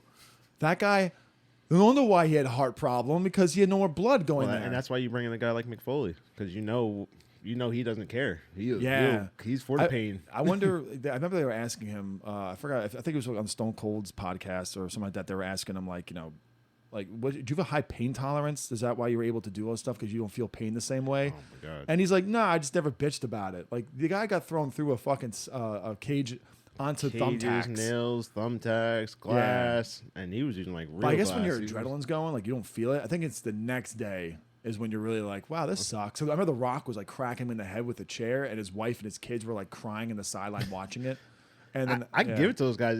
That's a talent that I damn sure don't got. That's a shit ton of pain, regardless if they're even cutting their skin. Just the way they beat their bodies, throwing them off for shit. Like, but the thing is, like, okay, an NFL player, you're Patrick Mahomes. You take $500 million for 6 years, 7 years. If you get carted off the field, you have $500 million to fix you. Like, I'm not saying to be insensitive, but you're playing a sport that's physical, and you know that, right? And the reason why you see these quarterbacks and these receivers going in these high numbers is because of these defensive backs can't do shit about it. Yeah. And these safeties, dude, if Sean Taylor was alive today, he would be banned from the NFL because that man you would learn your lesson going slant up the middle. Yes, sir. You would get a shoulder to your fucking, like, right. I mean, obviously that the leading with the helmet, like, the helmet thing. I get it, but like, if you play a nasty block on somebody, you're hurting them. The people just gotta wait for it to cycle, though. That's the problem. They just gotta wait for it to cycle. They gotta understand. Like, well, I'm 33, 34, so you gotta remember, I'm right on the cusp. The cusp, probably Evan. Probably right there too. Like, we were right there when they were still training us to run through the person, face mask in the chest, wherever it led. Oh, I can't wait for my problems. Yeah, like, I keep doing this just to kind of numb the pain. But like, I've definitely come across like forgetting shit. I'm like, oh, like, even like with my knees, my fingers, my body's fucked up. Even driving home a couple of times, I've actually like I've obviously got lost in my thoughts. But I forgot like how to get home sometimes coming back from work, and I'm like, holy shit! Like, my exit's coming up, or like I go, what road is this again? Yeah. I find it's happening more and more often in the last like 2-3 years, where I don't have headaches, I don't have anything like that, but I definitely have like I don't know, I just feel like sometimes I'll get like a dizzy like a vertigo feeling. I'm like, oh shit, what was that? And I'm like, maybe because I drank last night, maybe I'm dehydrated, so I start just chugging water. And I go like, God, I hope it's because I'm like dehydrated or something like that. Nothing. Yeah, it's a big rotation. Like, they gotta wait. Yeah. People gotta wait. They're so impatient. They think these NFL guys are just gonna start putting their head to the side and tackling. Yeah. That's not normal for some of these guys. Some guys were not taught that way. No, especially the ones like those guys in the league now. But like, even still, if like a lineman's running downfield and this guy comes and blasts him, say the lineman eats it, right, where he doesn't fall to the floor, they're not falling the flag. But say like you do that same hit to like a smaller guy, now they're like the flag should be called bullying, and you just nailed this dude who flew in the air. Like when Cam Akers was playing against the Cardinals this year in the playoffs, he was running for the touchdown and lowered his shoulder to a guy who was lowering his shoulder, and his shoulder hit the guy in the head and knocked him unconscious. They didn't throw a flag, but they knew it was a bang bang. Because if they gotta be more aware of those too. They gotta be more aware of those bang. Come on, like, how much lower do you want this guy to possibly get before it's an accident? Like, I want to go to a ref and just like, it'd be like real quick, just slap him in his face. Like, what the fuck? Oh, you didn't see that coming? Because that's how fast it is in the field when the guy catches that ball and you have to hit him. So if you think that this guy is going to be able to stop, target the mesh of the meaty part in the body, lowering his shoulder and driving him to the ground in that nanoseconds of a time, that's not going to happen. It's so fast paced. It's like so fast and it's hard. Like. And I have to wait for this guy. I'm sitting up here waiting for this guy that probably runs like a a 3.9. Yeah. So he's gonna go up there. I have to wait for him to catch the ball. He's probably gonna spin, jump over me, and then take off full sprint gallop. Because I have to wait for all the right things to happen before I can touch him. Ray Lewis got out right at the good time. Brian Urlacher, Zach Thomas. Vontez Burfict is probably the last one of the monsters in the generation of freaking killers. Bobby Wagner's still around. Yeah. I think, yeah. Oh, yeah, that's right. Bobby Wagner's still around. My middle linebacker this year. Thanks, guy who does the finances on the Rams. I have no idea. Listen, there's a few of those old school guys that don't really care for them rules too much, and they're gonna lay it on Palomalu, you. he got out in time. A lot of those guys, there's not many of them left. But it's just blows my mind that how many games have changed this year because of like a roughing the passer call. God, how many games have changed because, like, dude, that's what you're getting paid for. Like, okay, so it's not like Brady started all this. Yeah, but it's not like you were drafted. You never played football in your life, and the NFL drafted you, and they're trying to protect you. You decided to play the sport, and then when you got into the actual NFL, they want to soften it up. But like, do you think they're doing that shit for high school games? Hell no. Or maybe, especially not down in Texas. Like, no, even like the lower grade college games. They're not doing replays and shit like that to see how you got hit. Like they're not even throwing flags probably half the time. Go to some of these football camps and sometime when it's gritty out and there ain't nobody else to watch. And there ain't no parents to watch you. What's going on? When we used to go to camp. Yeah, like four practices a day. That one drill. So I was a quarterback and my drill was to lie on my back and run full speed into Andy Klein or fucking what is it, Anthony Sapelli. So when I first got into Anthony was a monster. That boy had concussion almost every play. Yep. I legitimately was a few weeks or days behind the cutout. I forgot what it was because I'm younger than my graduation class. I should have been probably, the year before. Probably my grade. Yeah. So I'm supposed to be 2 grades below you. Oh, 2 grade. Okay. Yeah. I forgot what it was. It was Division III, and it was my first day on practice. And they were like, "All right, you get into individual lines and run into each other." So my first guy was Anthony Sapelli. So no one told me the drill. They just said stand in line, and then Ant's like an atomic missile. Dude, he blew the whistle, and this guy's running full speed at me. I'm thinking like we're gonna run past each other. No, I kind of do like a light jog.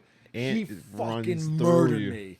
And then after I got hit, some person with a clipboard gets on the field. He goes, Tristan Nolan? And I'm like on the floor like, me? And they're like, oh, sorry, love. You're in Division 2.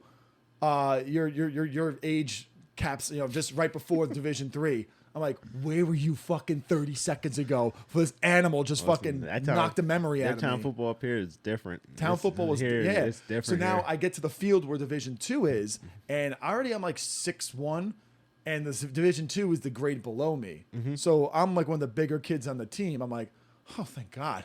So that's why I had a really good year at quarterback, and I was like, and I also played defensive end. So I love defensive end. Because you couldn't move me. They put some like kid with a fucking, that little nerdy kid that was like fat, so they put him on the line and he had the goggles for glasses.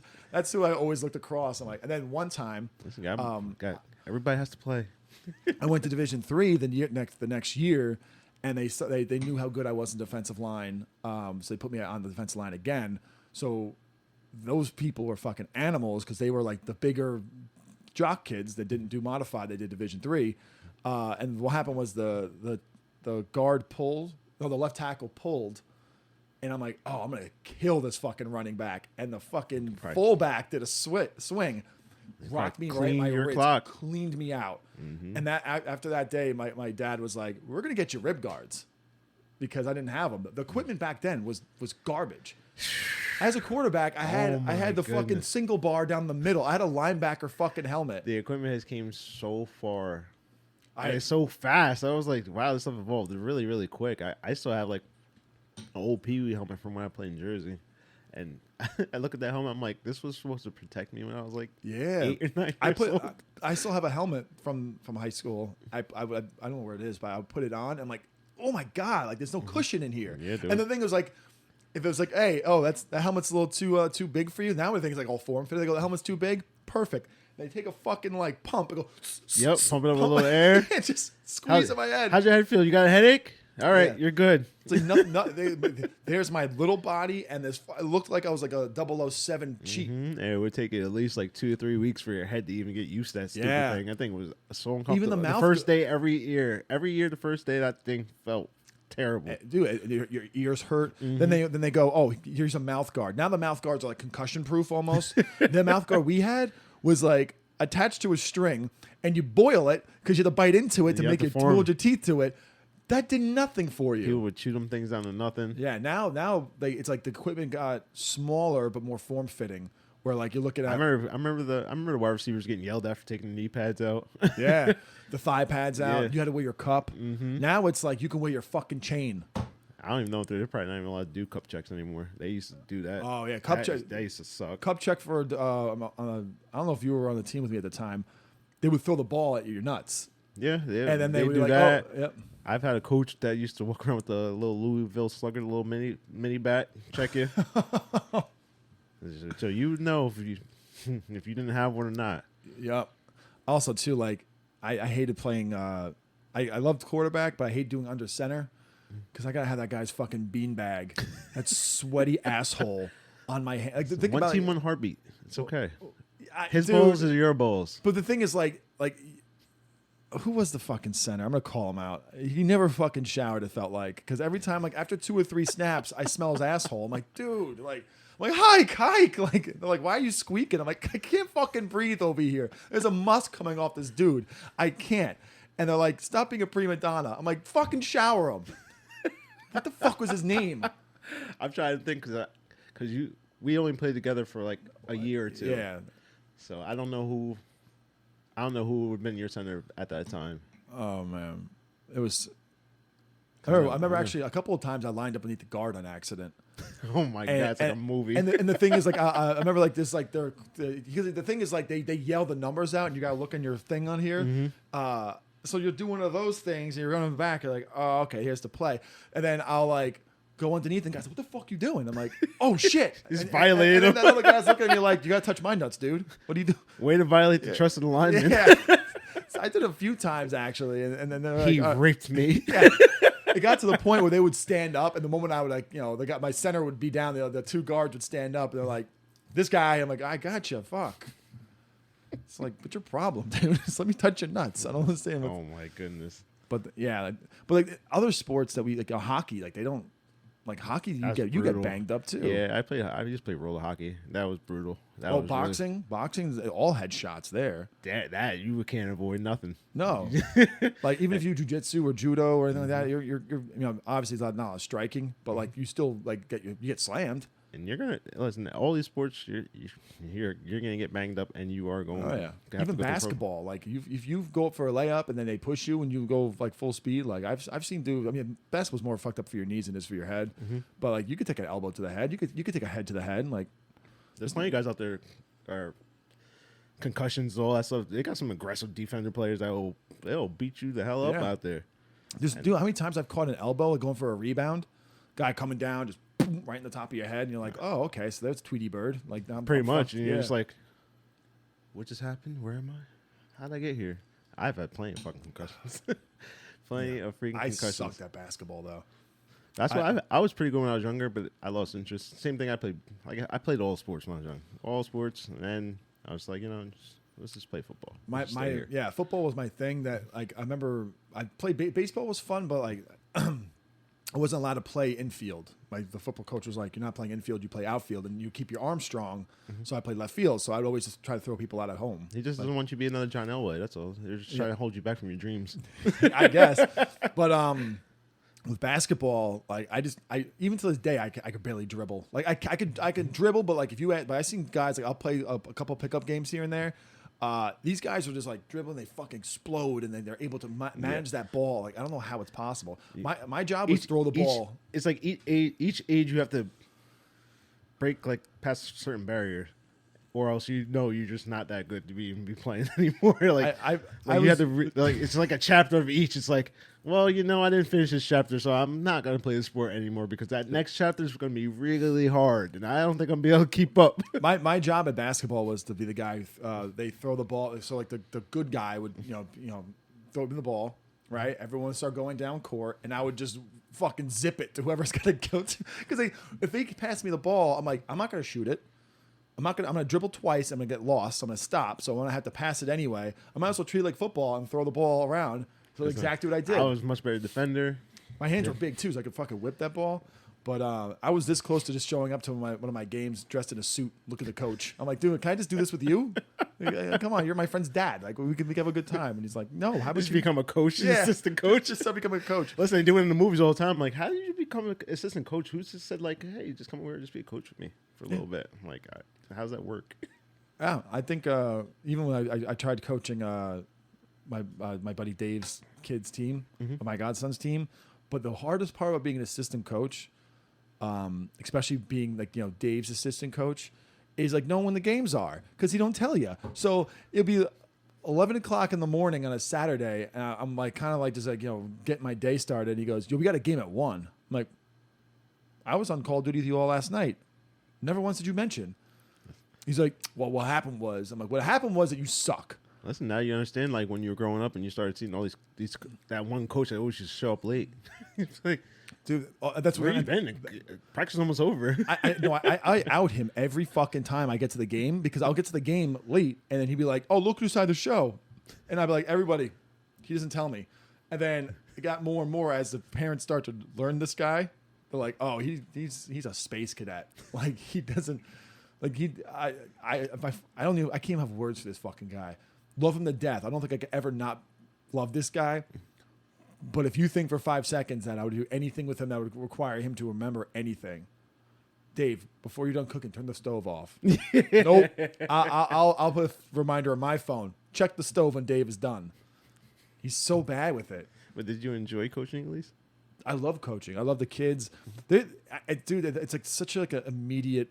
It's like a thing of entertainment at that point, because these kids are like, some kids don't want to be there. The parents are forcing them there. So you're playing baseball. That's probably one of the hardest sports, especially in well, it's t-ball. It's t-ball. Don't matter. Yeah. And this day and age, it's not like the 60s or the 50s where all those kids were sitting around listening or watching baseball like they were ready, they're active, and really want to do it. The parents are making them do it. Now it's different. Now it's like there's out there sitting in the grass, playing with dandelions. Well, back then, like they didn't have a tablet or a phone to look at. It's like, all right, well, dinner's over, the game is on, you sit down and watch it with dad, and then you watch the game, and then that's what inspired you to want to play baseball. And they were excited to play baseball back then. It was a choice. Now it's like your parents are like, you need to get the fuck out of your bedroom. You're going to go play a summer sport. And then I got to deal with that kid. There's kids out there where I'm trying to like get them to stop talking. I'm like, dude, this ball's going to come by you. And listen, if you make a mistake, I get it. What's going to hurt more is when you're not paying attention and your dad gives you that look of disappointment and now you have to drive home with him. Because back when I was younger, you used to get fucking like reamed out by the parent on the drive home. Well, you could have done better. Don't remind me of that. Like that was the best. Now what were you thinking out there? How'd you miss that? You get in the car. You get in the car. It's quiet at first. No radio's on. I paid this money for this, and this is how you're going to play the game. Well, I used to carpool with my friend's dad because his dad. Oh, that's the worst. And you got a friend in the car. And I would no. Your teammate or your friend in the car? I was in his car, and I remember like once I'm driving back from baseball, be quiet, right? And I wasn't a really good hitter. When I hit, the ball would go, but like if I'm like Jim Tomey, I struck out more than I hit the ball, and he'd just be like, so you want to like stop by and work on your swing? Like I'm like, no, I don't feel good. All right, I feel judged by everybody in the fucking field. They know that like nothing is worse than having the infield like pinch in when you get dude. And when they're ready for you, oh man, they're just sitting there waiting for you. It's like embarrassing. It's like because my thing was that like I played outfield, so when you are in the infield, you're scared of the ball. Oh, absolutely. That's just coming full speed. And you got to be ready at all times. I'm like, I remember them putting. I played on one team when I was younger where they forced every player to play a position like every inning. Like you just keep moving and moving and moving and rotating. And boy, when you used to get to first base, it was like, oh man, you know that ball's gonna zip to you. You better be ready at all times. Keep your foot on the bag. All right. Yeah. Keep your glove open. Okay. I played first base once, and I'll never do it again. Like I said, they put me in the outfield, so I don't have that it wasn't built in me to be ready for the ball to come at you full speed. So when I'm batting, the ball coming at me, I'm like, holy shit, like, this is fucking scary, dude. Yeah, This thing's gonna fucking... Because the thing is, if you don't recognize the ball coming at your face, you're gonna get hit. I've been hit with pitches before, and it took me a long time to learn to... Right. To keep that glove up there, like, or even the pop of, I remember the pop flies was like a big thing for me at one point. It was like sitting there like, oh, get under it. I can't see it. I can't see that it. thing would get lost in the lights in the night game. Forget about it. But the thing is that in the outfield, I got hit in the face plenty of times. I remember I made 2 All-Star games because of my outfield play. That's how good I was in the outfield. But they were like, but you're like 9th at a batter though. Like you're going to be like 8th or 9th, dude. Like if I had an option to bench you, I would. The coach would do me like, you're the worst batter I've ever seen. I was like, dude, I remember one time, it was, I almost got myself out at batting. So I just remember I closed my eyes, I fucking swung. I hit the ball, and I'm not very fast. You see me run, and I take off to first base, right? But I don't know, I don't see the ball, so I'm like, gonna go to second. I know the ball didn't go into the field in the inner field. It's probably going to the outfield. Might as well go to second. So I start kind of bowing out to take the curve. I get drilled in the back. I'm like, oh. And everyone's laughing at me. I hit myself my own fly ball, but because I was my own foul ball, because I was going out to round the base, I wasn't out because I was outside the foul line.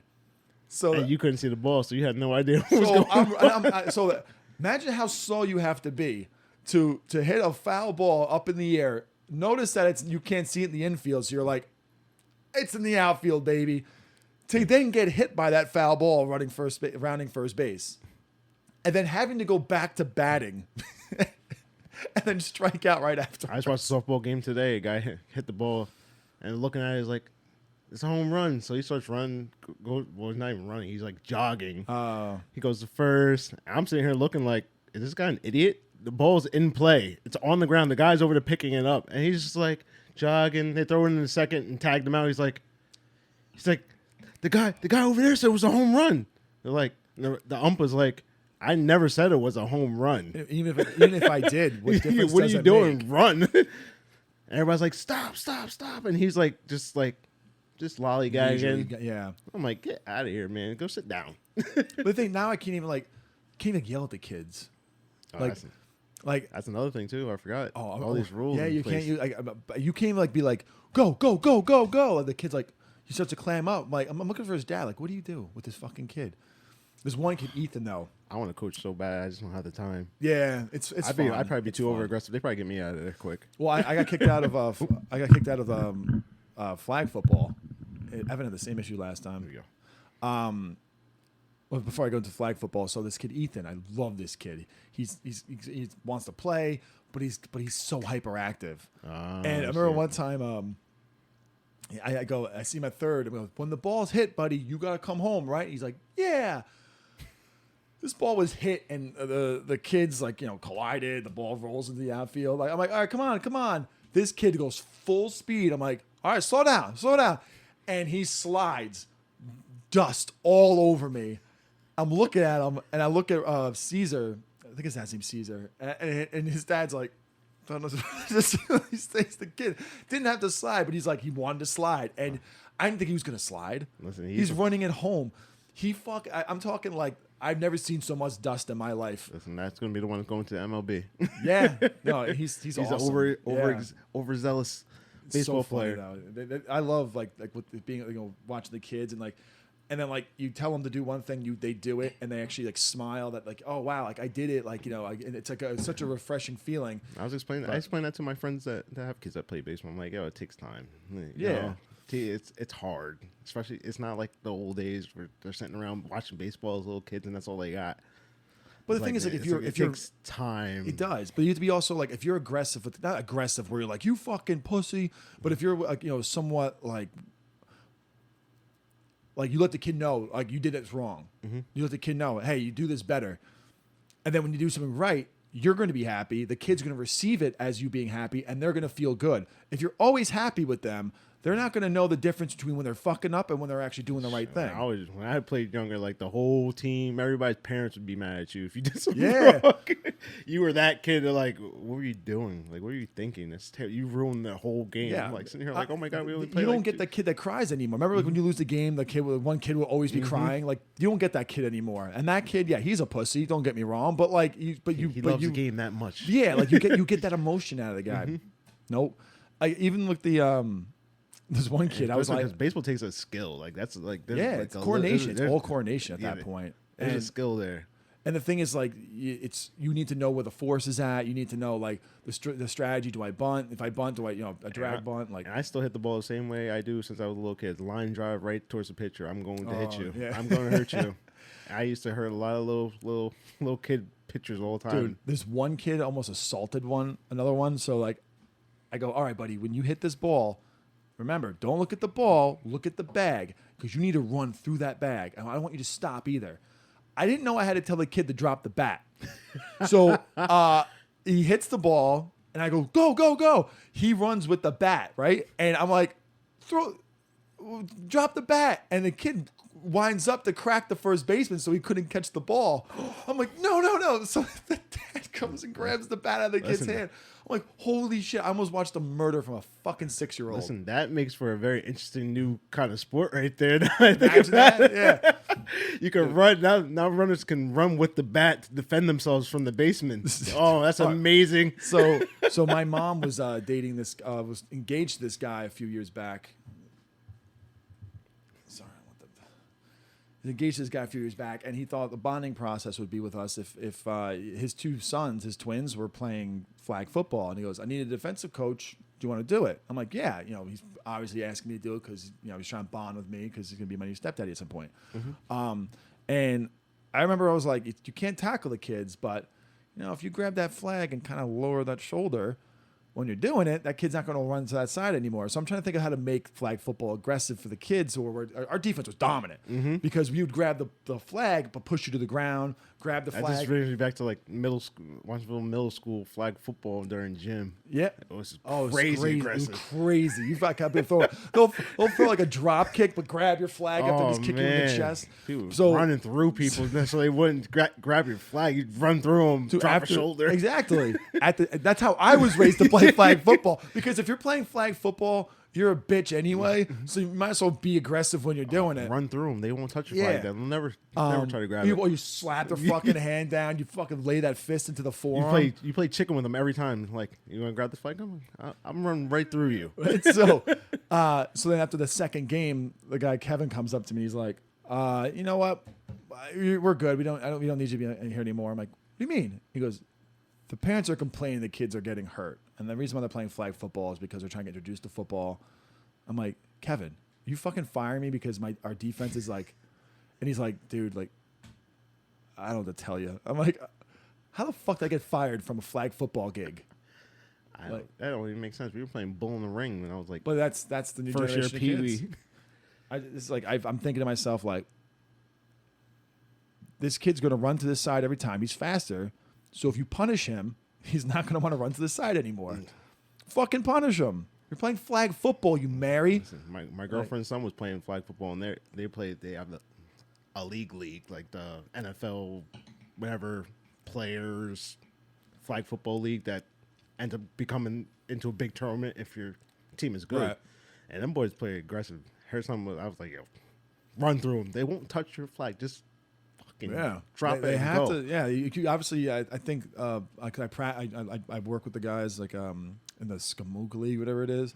Like they have like a weekend thing where they have like their pickup game where they have their normal games, but they kind of practice with each other. So I don't want to join the league, but I'll play with them, keep them. It's fun. But they got so many goddamn rules now where it's like you can't flag guard, you gotta learn how to do like the salsa with your hips when you're running. I'm like, dude, I'll tell you what, I'll run to my car. You tell me if I have any mobility to do any type of salsa move at all. Are you kidding me? If I do it, I'm falling. Like, but I have a story for that. I forgot what it was. Oh, so my friend is dating this girl who has a daughter who's in the flag football league, and where he's actually treating her like how I remember my coaches being like, you need to run. You need to do this. You need to do this. And this girl's so fucking sassy. It's cute because like she's at the age where she's like a thinking person, but but you could tell that she's young. Like she's like I think she's like 9. So it's just funny looking at her like she's listening to what he's saying and she's like, no, okay, I'll run. And it's like, holy shit, that's a little person in a like a grown ass personality in a little body. So at one point, she gets so mad with her like her mom's boyfriend. She's like, "Can you trade me? Trade me." And he's like, "Good, go on the other team then. Yeah, go ahead." So she's on my team now, and she's walking to my side, and she looks at me, she goes, "What the fuck? Listen, I'm not dating your mom. I'll fucking put you in your place, kid, because I don't gotta drive home with you." So Listen, man, these kids don't want to be coached too either. No. It's sad. That's another sad part. I'm like, y'all want to play these sports? You guys are so used to playing these video games. When it's time to actually play the sport, you guys don't even know what to do here. Dude. You guys are too scared to hit. You guys are too scared to just do normal things now because you're just ready to go back to the video game, go play the video game, and be cool. You don't want to listen to the guy who's trying to help you out, get you better. You're making the kids doughy because when it's time to have martial law, all these kids are not going to know how to be aggressive. They're like, wait a minute, what? No, what? Stop! You're hurting me, anxiety. And all we of a sudden, have laws. Yeah, now they're all in vans getting carried to some place to make fucking shoes for China. It'd be easy for them because everything hurts them or they can't do it. Or, everyone's got anxiety now. Jeez. Dude, how many people on D-Day had anxiety, you think? Oh my God. One guy. And that was the guy in the fucking boat who didn't have a rifle. Like the one who's like driving the boat. They didn't care. They were just doing it for the country. They didn't give it. No. What was going down, how it was going to happen. It was like, do it for our country. Even in the Revolutionary War, there was a guy out there with a drum.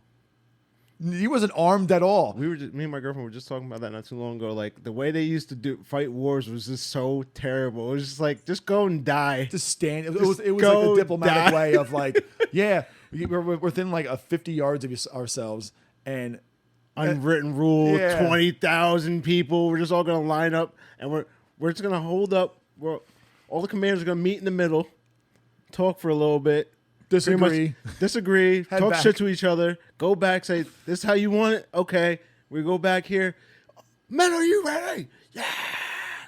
And you got the guy go out there, plays a little horn or whatever. You got the band that just goes that has no weapons. So you got the band that's just out there, weaponless, what happens playing music through this whole time, this whole tragedy. What happens to that guy? Like, so imagine like you lose the battle, right?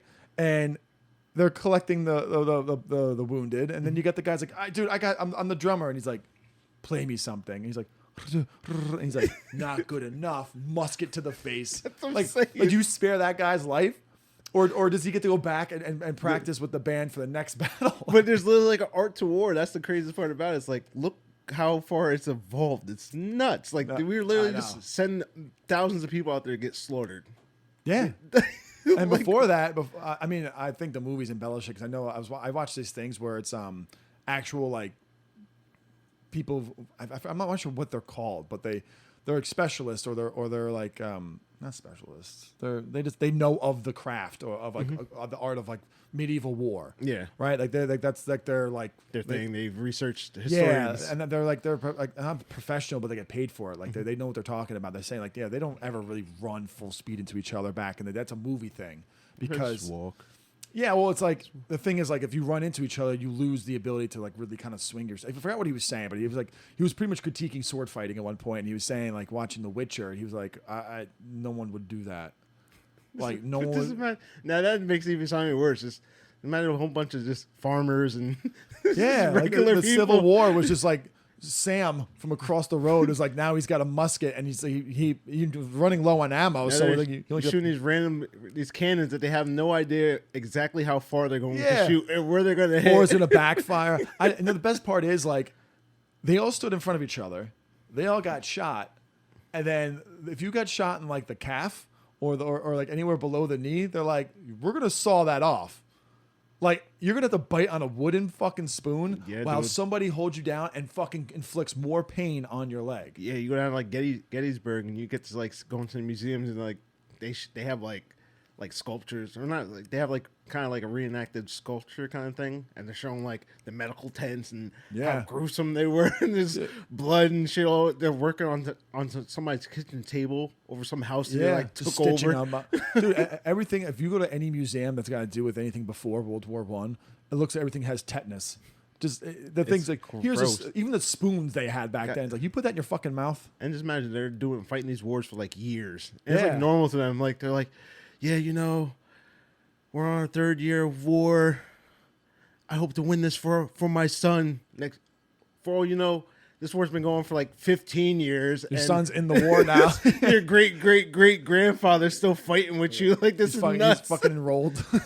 But like I think at one point, deliver me a son. Yeah, because you have a daughter. You're like, she's gonna make the outfits. she's gonna. No, they used it. The doors were bargaining tools. All right, we're tired of this war now. I have a daughter. Do you want to marry your son to my daughter so we can just chill out and just get this over with so we could just stop? I think actually in World War II there was a time where they had to call a truce. I think it was Russia and Germany. They had to call a truce because wolves were eating them.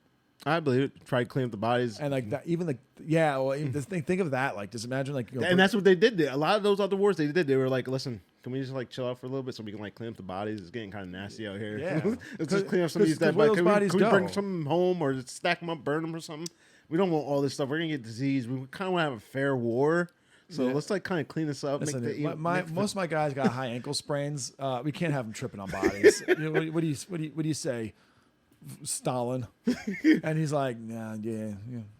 It was just, none of us want to forfeit. We just kind of just want to clean it up so we can keep going and just keep ruining our lives. But yeah, you know, the art of war, like that's literally an art, like, and it's like a gentleman's game too. Like they like literally they won't do. Like just think how petty like if you went back in time, how petty you could be. You just be like, why are we waiting for them? We could just kill them right now. With the brain that we have now to implement it back then, you're like, move! What are you standing there for? Exactly. And then they're like, and the one guy's like, they're sleeping. We're not allowed to do this right now. He's like, ready, aim, and the other guys are across are like, with their fucking guns is like, and I don't understand like who made that rule? I don't know. The British. I don't know. They had so many weird rules. I'm like, you guys follow these rules? Just imagine if they didn't. Just imagine if one person did not follow these rules. You know how bad they did that. we won the war because we went to guerrilla warfare. Mm-hmm. And the thing was, they looked at us as like we're trash. Like, you don't want to stand in front of us while we fucking shoot you all in the face. Like, but how do you know who goes first? I don't know. Like I said, imagine that's a conversation. He's like, I'm thinking of number 1 through 10. We're having a ceasefire for a little bit so we can eat breakfast. It's like. If you cannot fire during first coffee. I'm like, what? I'm like, who made these rules and why you guys follow them? You guys don't even like each other, but you guys follow these rules. I met this guy once where sweetest guy ever, right? The whitest guy ever with the blackest name. I don't want to say his name. I'll tell you afterwards because when I first heard his name, I'm like, okay, he's probably gonna be a black guy. Mm-hmm. And he's like, hi, I'm this person. I'm like. Yeah, who named you that? Like, when I tell you his name, you're gonna be like, "Oh, that's a running back for the fucking Titans."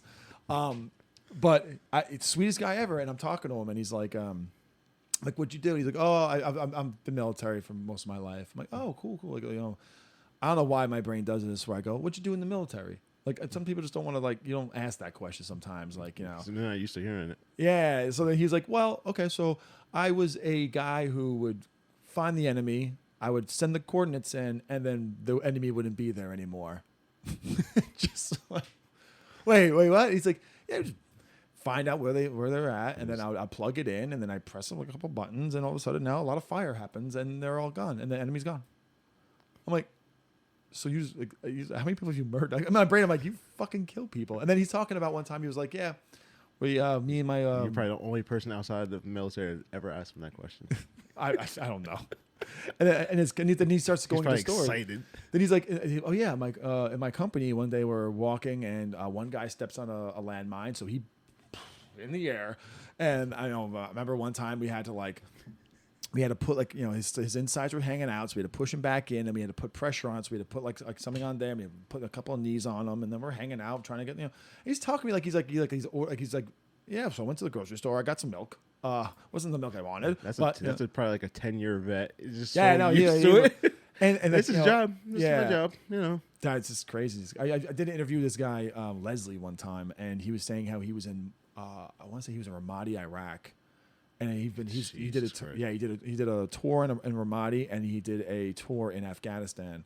Oh, he was one of the earlier. Yeah, like the boots on the floor first off, and he was saying like, I'm like, what's the difference between the two? He goes, they're scary in two ways. The scary were in Iraq is more city-like, desert and city-like, where like you don't know when someone's in a building, so you're kind of driving down a road and you can have building. Yeah, you're looking at the rooftops. He goes like eventually they developed these metal like plates, kind of look like a triangle that goes in the bottom of the Humvee, because if they get shot, they run over a landmine. It doesn't go up; it goes up into the metal plates and shoots out. So it stops it. Almost like a deflector. It deflects it, so it more or less doesn't drive. It doesn't, because the things would launch in the air. So now they made like a technology or just a plate pretty much that would pretty much push it back down. But he was like, that was the scary part of being Iraq, was that anyone could be on a rooftop at any moment. You could have a sniper in a window. You really can't see, so you tread lightly. I'm like, all right, well, Afghanistan. He's like, well, Afghanistan, it's more like terrain, more woods, more hills. So you can have motherfuckers anywhere. Like, hiding. Yeah, you don't ever know where you're going. I'm like, that sounds like stressful all the time. And he's like, yeah, it was really, every day was like, but eventually you harden, you get to desensitize, and then you just kind of walk down the road, walk through the woods. And I'm sitting there like, and I remember one time I was pissed because I tell my guys at my job to put the water back in the Keurig. If it runs out, like put water in for the next day. So when I get to work, I can just go right to having a cup. And like, that was my bad day. It was like, motherfucker didn't put water in the thing. This guy's like, yeah, just you kind of walk in the street. And they might have a guy with an RPG. And I'm sitting there like, and I remember I just bitched about to the guy at my job, just like, put water in the Keurig. All right. I want my coffee when I first walk in the door. Yeah. Like, talk about being a bitch. Somebody was just talking to me about like the convoy training and stuff like that. Like, how they have to handle, like, if a little kid with a basketball rolls out in front of them and stuff. I was telling him, I was like, I would not give a flying fuck. Everything is getting ran over. I don't care. I'm not stopping for anything. He's like, because they teach you, like, especially if you're the first or last vehicle, like, they are the ones. They're the ones that can screw the whole entire thing up, especially going through, like, Iraq. And they're driving through with a convoy of vehicles. So he was saying, like, if the front one stops, they blow that up, and the last one stops, they shoot that one up, make that one dead. Everything in between, dead. The whole line is dead because they can't go forward, they can't go back, they can't get out. Yeah, I'm like, wow. He's like, that's kind of training we just go through. I'm like, oh, yeah. Me, I'm driving over everybody. I don't care. Look, I don't know what to tell you, little kid. It's in normal conversation, you'd be like, if I saw a kid running out with a IED, like, I would shoot him. But like, when it happens, you're like, holy, I gotta fucking shoot this kid who's being told by his parents or whoever it was that gave him this fucking thing to come run at me, because you have. And they know we would stop for a little kid no matter what. I think I've said before, they definitely use our politics against us. So like, now put it this way, you got I guess you could say the terrorists are you're fighting the terrorists, right? But then you're fighting also the people who don't want you there. They don't agree with the terrorists, but they don't agree with their country being taken over either. So you got two different type of ideologies. One for their terrorist antics, and then the people who just go, I don't want you, you legitimately, like, you're taking over my country, you feel like. Yeah. So then they shoot at you, and then you got to kill civilians, and you got to kill terrorists. It's a lose-lose. And the thing is, the terrorists pretty much know how to use our politics against us, because they can shoot all of us and then sit there and throw the gun down and be like, oh, I'm unarmed. And if we blast them, we're the ones getting a fucking crazy trouble. Oh, my God. And the thing is, now social media got so big. Art of war. Yeah. It's crazy how the art of war now, it went from like standing in front of each other and shooting to now we can post on Instagram or Facebook of you shooting us unarmed. And then now, that's why our soldiers are crazy, because like, I think when it first started, they were doing the whole like, they're like football players. They don't know what to do now. Just like, Should I shoot or should I wait? I don't know. There was a situation where they were doing the whole like pissing on them, and like the American soldiers were like brutalizing people. It's like, and then you want to say they're monsters for doing it. You don't know what's going on over there. Nope. Like, how often do you like when you swat a fly, like because it's annoying you, right? You kill a mouse because it's in your house, right? So like, you don't think about it, but you go like, oh, this is a problem. I need to fix it. So when you're over there doing this crazy shit, what's going on that pushed them to that point where like you can't as a normal thinking person you can't fathom ever doing that to no human being. How the fuck handcuff somebody and piss on them? Yeah, it's like that guy may have blown up a fucking RV with all your friends in it, and then you got him, and you got to take a piss, and there's his eager face. You fucking piss on his face, like what I'm saying. Like to them, it makes sense because it's like I just watched him kill 5 of my friends, but here you are in your fucking living room watching the news report this soldiers are peeing on these fucking people or they're beating them up. They don't know what led to that. The context behind everything. Yeah, but yeah, they had no problem putting that mouse trap in the kitchen to fucking snap a rodent's head because it's annoying. So it's like the hypocrisy. I can't fucking talk. The tequila's hit me now. It's the climate we're in now. Just the craziest count. Just like R. Kelly goes to jail. R. Kelly's going to jail. 30 years, right? Yep. You better start taking down all the rest of these guys too now. All these other cases got lined up. Better start taking them down. R. Kelly going to jail is okay, but the acoustics in some of those cells are pretty good. Listen, you better start making some music, baby. Hey, listen, you can't take away from his music. No, the man he is the man he is. You can't listen. You can't listen to any music from probably around 1993 till about 2010, especially in between there, like 98 to about like 2006. He wrote and produced a lot of music. I think not even just his own. What people don't tend to understand is that a lot. That catalog is huge. It is huge. His discography is for days. But you have to be that person to make that music. Yes. There's never been like I'm sure right now, after like the premiere of Thor, Christian Bale goes home, puts on like a plastic suit and just beats up kittens in his closet, in his basement somewhere. You know what I'm saying? Like that guy's too good at what he does to not be doing some shit like that. R. Kelly's a monster. And he's also a monster discography too. So it's like you got to have those people with those type of mind to make that type of art. It's almost like you don't only get a well-thinking person and make that kind of art. And that's more rare than someone making that kind of art. I think most of the time it sounds weird, but it's always those people that never had money, but once they did get money, boy, they started doing all the crazy shit in the world. Because the thing is, like now you open the window where people allow you to do shit because of your status. Like Marlon Brando was a piece of shit. Dude. He was a fucking monster. Dude, he was the grandfather. He's the godfather of the Me Too movement. Yeah, the things he did to women. Things he did to Richard Pryor, like he fucked everything. Yes, and once you give them a little bit of money and some power, boy, it's over. Oh my goodness, that's why I'm good with being broke. It's like, but I think when you make money now, like if you say you would make it big, you've lived the life, you've tasted, the lifestyle of not being rich, right? So like that's why I think guys like Seth Rogen are like so like down. They understand. Earth, they know how to just Not like his boy Franco, but for him. Well, the thing is, like Seth Rogen's not good looking like Franco, so that's a different. So you can't. Seth was like, I ain't mess with that guy no more. Like, what you hear fucking laugh. Imagine him coming. It's like, I think too, like, when you're rich and good looking, you don't have the same. You have different challenges when you're rich and ugly. But it's so crazy because some of these guys are rich and good looking, and then they're still doing dumb shit. I'm like, you look good. You don't have to do any of this. But the thing is, you do because it's almost like when you're really good looking and rich. Like if you're like Chris Hemsworth, right? I think he's got a good head on his shoulders. I don't think he's a piece of shit. But like, you're not going to hear that word no very often. Yeah. Right. If you're Harvey Weinstein. Oh my goodness. Like, you need to do what you did to get pussy. You know what I'm saying? Like you have to be a piece of shit. Oh man, his little thing was and that's crazy. Why I think a lot of these these superstars who get hit with caught with these domestic violence or these rape charges is because they're not used to hearing no. That when they hear no, they feel insulted. It's like, wait a minute, you're saying no, me? You're, he's talking to some chick who's like, you got in here because of me. You're gonna suck my dick, like pretty much. yeah, like I'm not gonna sugarcoat it. That's exactly how those conversations go. Wait, what do you do for a living?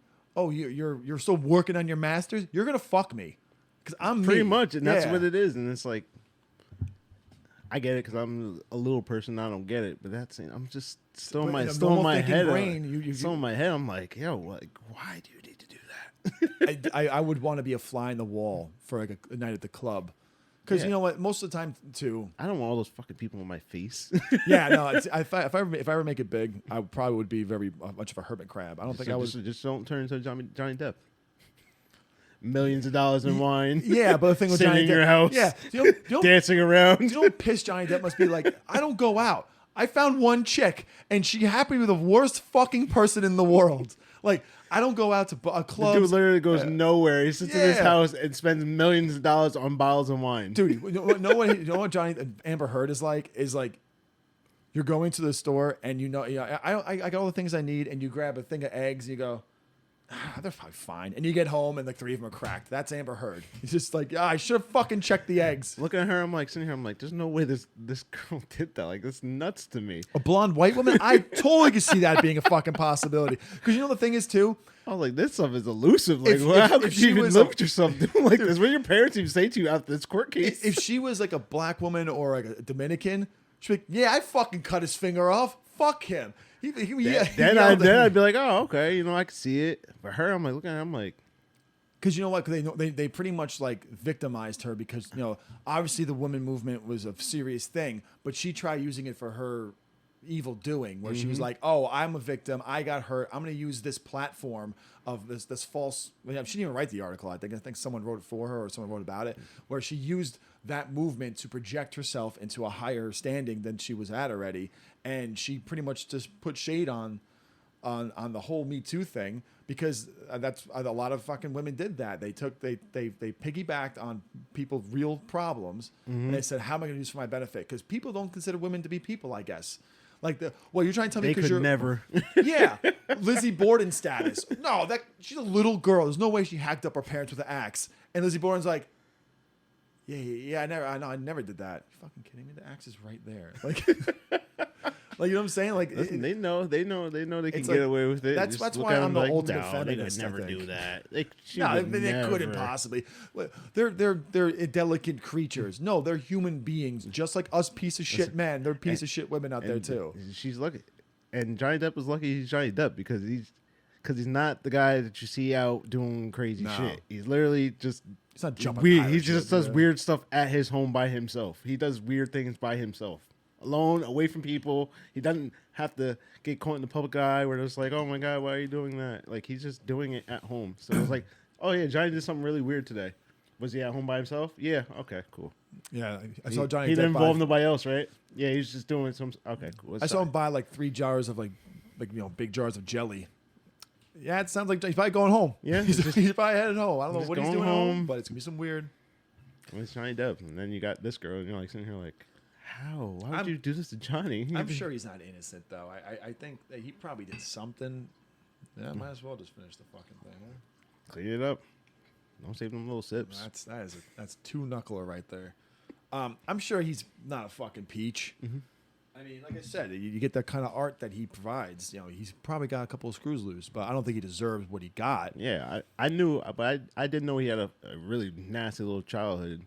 But I knew he always kept to himself. So that I thought it was so weird when they were like, yeah, shit on his pillow. I'm like, why that's a whole nother level of craziness. Why are you defecating on somebody's pillow? You are completely lost your shit if you're doing like I've stuff said like before, that. You're marking territories now, dude. Like with poof, dude. Only time you ever shit you shit outside the toilet is only on accident. Yeah. You're trying to fucking force one out, and then you clench up like, oh, that might be moist, and then you go check. I enjoyed that she tried to even like make up a reason. Try to pass it off on the dogs. He goes, I have 2 Pomeranians. You fucking put a forearm on my goddamn pillow, dude. Like, what do you? What? That is the dog. Tried to justify it. I'm like, there's no justifying that. There is no justifying. It's insanity. I don't even think kids even would want to do something like that.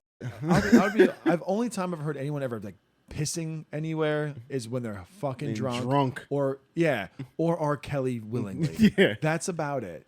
But like I don't see anybody like defecating. How's it come to your brain? It's like she's such a piece of shit. I'm gonna shit in his bed. Like, but then she had nerve to like talk about it with her friends. Like, yeah, why are you doing? What kind of friends do you have? You are what your friends are, because apparently they're all like, dude, you should shit in his bed. If my friend came back and told me some shit like that, I'm like, yo, listen. You need to stop calling me. You need to go turn yourself in properly. Dude, I've had some people tell me some crazy fucking things, but never once they go, dude, I fucking cut a log right on my girl's bed. That is the ultimate disrespect. Jesus. It is terrible. Like, how are you supposed to, like, I can't really lay in that bed anymore. I might have to get rid of this room. No, it's what you just buy a new house.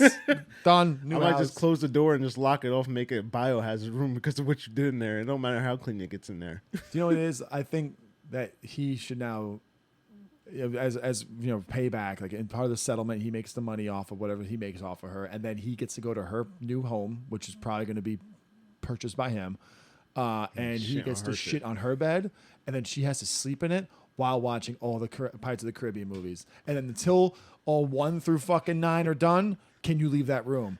And I'm talking like you have to put the heat up like to 98 degrees. Her jail sentence. Yeah, your jail sentence is a hot room with Johnny Depp's fucking wine shit, which is probably gonna be like fucking dark red, and you gotta watch all of his movies, and until that's all done, you can't leave. That. Where was I during this? Fuck that. Yeah. But you know why that court case even got the fucking traction it did? Because they didn't want to report about the Ukraine war anymore. They were like, this is a better distraction for American people. American people tuned in more to this trial than to anything currently going on that's fucked up in this world. You know, with the inflation, with the gas prices. Probably one of the biggest. That was probably one of the biggest trials next to like the OJ thing, right? And, probably one of the biggest. OJ cut a bitch's head off. Yeah, and at the same time, what was that, 96? There was like 3 or 4 high level court cases going on at the same time. That's crazy to me, though. It's like I feel like that's where we are as Americans. Is you got a war going on over where butterfly. It will come. Yeah, it will come back to us eventually. It has already. Price wise, it has come back to us. They ain't talking about COVID no more. Hell, no. COVID's like they're like, oh yeah, that's like 5 variants ago. We got monkeypox now. Don't fuck without a condom. And then if you do, you can't abort it. So pick your poison. Bumps or no bumps. You bump in the belly or bump on your dick. Listen, they're good at distracting people. Listen, I gave it to them. But the thing is, yeah, but no. I gave it to them. Hats off to you, because only what you did was you said, okay, we don't want these people to, be. If you want to pay attention to the Ukraine war, you can. You could probably fit in your algorithm and you get the updates every day. Mm-hmm. Or we can have a celebrity that everyone dearly loves, Edward Scissorhands, and watch him take down a woman for the first time, reverse Me Too. This is like the first time, like, ever. That big of a stage, that big of a platform for somebody to do that like this. And the thing too is like I was like, that's one for the dudes, because I'm sure that's happened to many guys out there, and they just paid off the woman from. I just thought it was hilarious, like how much money they were suing each other for, like like that, like kind of blew my mind. Like, you guys are just out here just civil suing each other for like millions of fucking dollars. Well, I think if they were to get a proper divorce, it would still end up being millions of dollars regardless. You might as well fucking play the game. Like that's nuts to me that she has to pay out like that much to this guy. For all, what did she got to pay him? Like, I thought it wasn't like $6 million, something. It was like millions of dollars. And I was like, and then he has to pay her too. I think. Does he? Yeah. There's always that one. There's like one count or something that like of something he did. So actually, I don't think he has to pay her. She's not going to pay him for that. Yeah, some weird thing with rich people they do with their money and their little civil suits over things that really don't involve money, but I guess it does. So, I mean, at the end, I guess. Because of what it did for the movies, that's what it was. Because of the franchise, because he was supposed to be in Pirates of the Caribbean for another. I think they're bringing him back, aren't they? Yeah, but I guess like he was under so much stress and stuff like that, so he couldn't film for that movie, and so she has to. Did he miss the movie? She has to pay for the time that he missed for him to be preparing for the movie or now she should have to pay Aquaman, Jason Momoa, for not being able to be in the sequel now because she's not going to be there because she's got a lot of shit to handle. DC, they'll just be like, all right, we're not going to do it anymore now. Well, they're probably pissed off. They're like, oh, The Flash, this fucking, what's the guy's name? Barry something. No, Did that guy they- just get in trouble for some yeah, shit? he's in jail or he got arrested for assault, and then now they're like, oh my god, all right, well we'll just postpone Flash some more. What did she fucking do? Is why are the Justice League just fucking killing me right now? Because you got this chick now you can't do anything with Jason Momoa, and now they mean- can't know the Flash anymore. To be honest, DC can do whatever the hell they want because they don't even have anything really established. No, they don't. They're all over the damn They could probably place. bring the other Flash. They didn't know the Flash guy. They should just use the Flash from the series. They got to Right, just bring him up there because they've was. already bought the movie Flash down to the series Flash once before, in a big little mashup. So Right. it's not a normal that they've already shown that they live in the same universe as CW. So Yeah. You know what I want them to do in the I don't mean to go back to the Marvel stuff. 'Cause I know how much people love that. They should have definitely had like a shout out for like Peter Porker in the multiverse. Imagine that, like going I'm through sure, multiverse. I'm sure they'll do something like that. Same similar how they did in like in Loki the show where they gave all the nods to all the different Lokis. Yeah, well, I mean, they could have done that. Could be like, hey, like they're going through the multiverses. Imagine, I'm sure John Mulaney could find time in his fuking schedule to. Like I said, I feel like they moved through that movie so quick. They could Yeah. have put a ton of Easter eggs in here. keep kicking you. I think it's the whole time. Yeah. They could have filled that movie up with so many Easter eggs. It would Yeah. have been fun. And that's another thing. They got away from the Easter eggs. Yeah.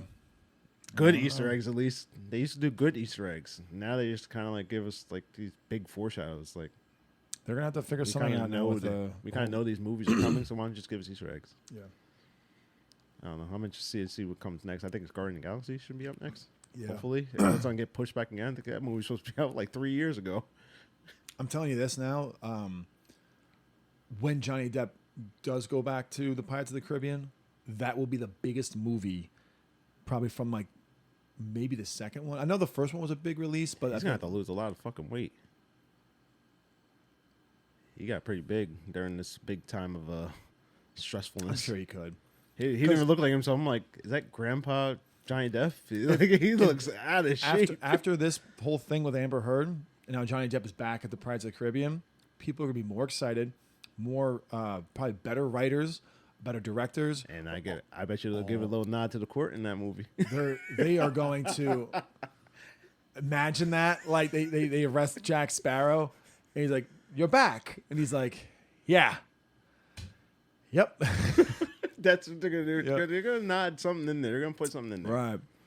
But like I think I won't be surprised if Orlando Bloom's trying to come back, or because they know the payday's coming now, because they've already ran that franchise to the point where like I didn't see the last like 3. Like I didn't know there were so many of them until I looked. just to kind of give you a heads up, because I'm probably gonna have the video like Stitch it. skip or something like that. Have a stitch a video together. Yeah. You know what really pissed me off though is that like this is what Apple does. They fucking make laptops where they take away things and they need to buy the accessories to add to it. When the original laptop had all the accessories to begin with. A MacBook Pro that I had prior to this had 2 USB ports, a charging port, and all that stuff. Now they changed the charging port to something a little bit smaller. They got rid of all the USB ports. They got rid of everything. Yeah, because they were anticipating USB ports not being a thing anymore. They were anticipating that they were going to have like that cord that's the charger is going to play as a USB port as well. So the guy tried fucking selling me that too. And since I'm a dumb idiot, I didn't buy that because I'm cheap. But I was like, oh, well, I'll do it when the time comes around. So I bought the fucking computer anyway. But if I use my Surface, I'll have the same thing. Like it's like I get it. Listen, I'm a PC guy, and I just bought my first MacBook like last year. I have never had so many problems with a laptop in my life. I don't think I'll ever buy a MacBook. I mean, I think it's like I have Apple everything. Mm-hmm. So, And that's I bought it because I want to keep all. I have Apple everything myself too, so I want to have the whole ecosystem. I just want everything all in one. Because once you log into your Apple ID, it's like brand new phone, no problem. I can answer my texts while I'm working and away right from there. I can check all my same Apple things right off the laptop. It worked perfect, and then a whole bunch of problems started happening. I was like, we can all agree that Androids are bitches. So now they're just I can't use those things anymore. I have one just for programming, but I can't. It's hard for me to use some things now. I was gonna get I have a work phone, so they were like, "Oh, you want an Apple or you want an Android?" And I got Apple, so I was like, "Oh, I'll do Android this time around and see if it's better." And then as I'm doing that, my stomach went, "No!" Like I was like, I got like, separation anxiety from the thought of having an Apple. Yeah. But the reason why I went to Apple, I used to have Android. I went to Apple because I'm such a like. Well, I would change my font. I would change this. Android, they give you that option to change everything. Apple's like, you get two options, either big font or small font, but that's about it. And I go, that will stop me from fucking with the phone because when I write, if I'm doing a big project, I change my font like 3 or 4 times to keep my eyes like, interested. Mm-hmm. Because when you're writing in Times, was it Times New Roman or something, the basic writing font? You're looking at it, you're like, oh my God, I can't look at this font anymore. It's getting exhausting. So I change the font all the time. So I could go like, oh, cool font, and now you get to write with it, and that works for sometimes. But yeah, that's why I went to Apple. But it's a fun story. But yeah, I was Android everything for a long time. I love the customization of it. I like to be able to do whatever I want to do with my phone. But now I was like, you know what? I need some simplicity. So give me my Apple, and I'll just Apple. It's very simple.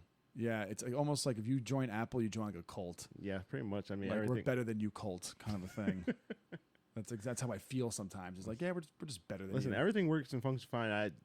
It's the laptop I had problems with. I was like, I talked to the tech guy. I'm like, I've never had so many problems with a computer in my life. I have these very old, ancient PC laptops that I still use as backups, and they work flawlessly. No problem, nothing at all. I can turn them on, they work, they function. That MacBook, I look at that fucking thing, I'm like, please just work today. Please work. I don't have any problem with the MacBooks ever. It's just it's just like make everything sync together properly. Like right now, like I'm watching the podcast on my watch.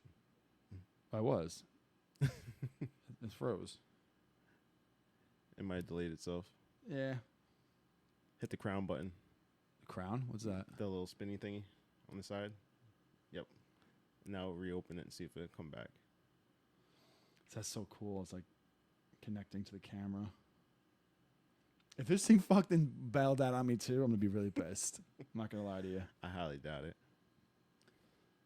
Still connecting, making me nervous. But anyway, probably should wrap. There we go. Yeah, wow, that's wild. So if you have an Apple Watch and an Apple phone, just know you could do some real spy shit. This is fucking. Plant your phone anywhere you want. Yeah, plant your phone, and it's like, dude. Okay, so obviously, someone somewhere got caught doing something, so they pretty much made the technology where they can't get caught anymore. So it's like, all right, well, my wife cheated on me. I'm sorry, I got caught cheating on my wife because all I had to do was punch a code in. Mm-hmm. So now it's finger recognition, now facial recognition, now voice recognition. Now I get to my wife. If my wife's gonna cheat on me, I'll plant my phone in the bedroom and watch it from my watch like a mile away and see what the hell she does. Like you can legitimately do that. Why put the phone into a girl's room? Listen, we have a lot available to us nowadays. That's craziness. Everything's in Amazon reach. Yeah. Next day, Prime. So. We're gonna end this soon, but I had ordered a meat thermometer from. Is it called a meat thermometer or just like a food thermometer? What's it? It's a thermometer. Well, all right.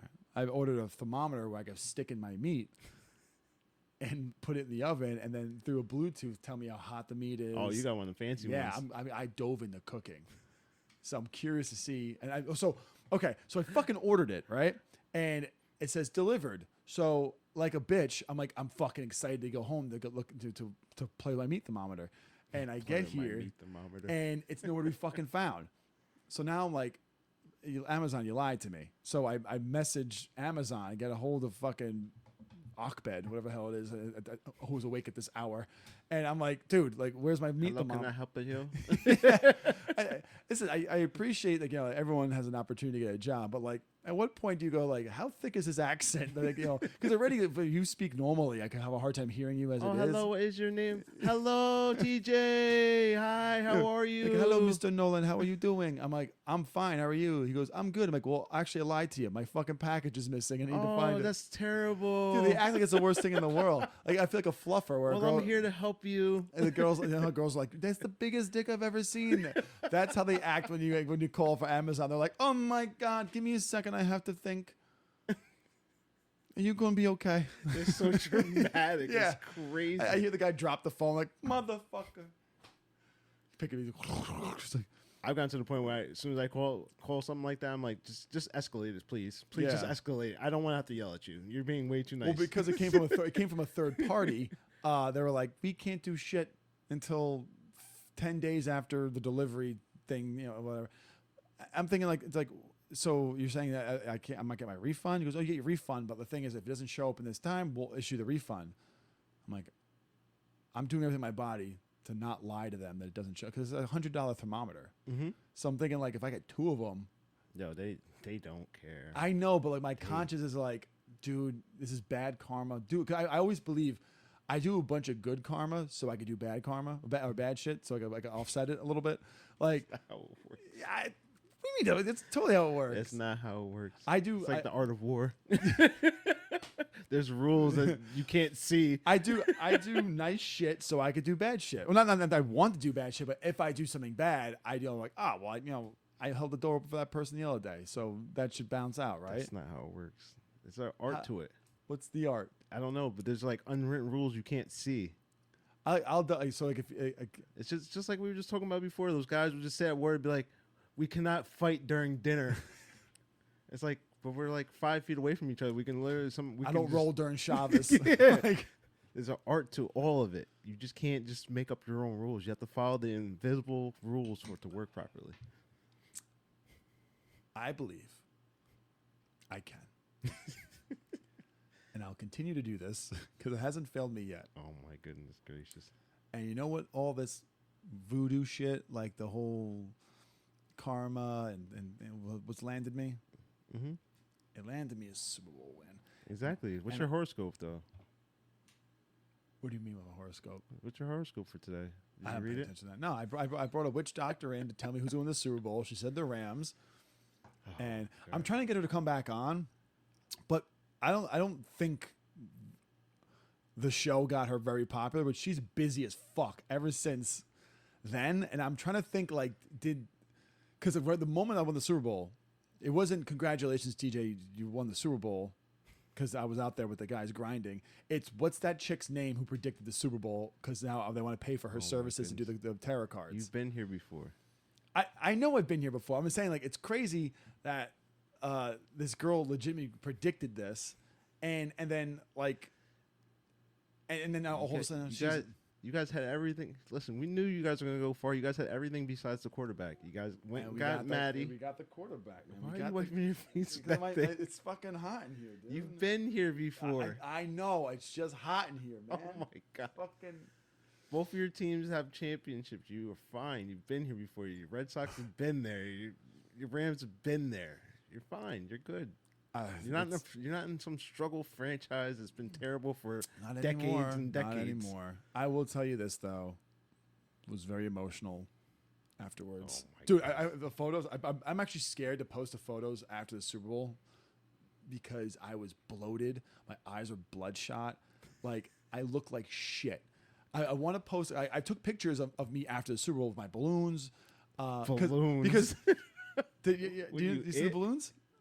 Oh, I bought fucking. I went to we all. So me and my friend Kathy, she's a Bengals fan. I'm a Rams fan. So we went There's to this. Bengals fans around here? Yeah, I didn't know that was a thing. dude. Oh. So I get to the bar and she has all of her friends dressed in Bengals gear. They don't watch the fucking game.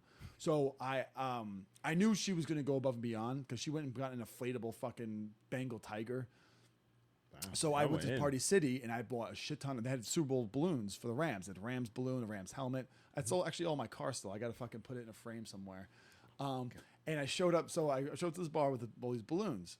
And the Rams win. So me and Evan were like, we're going to go to another bar afterwards And I'm like, I'm bringing the fucking balloons though.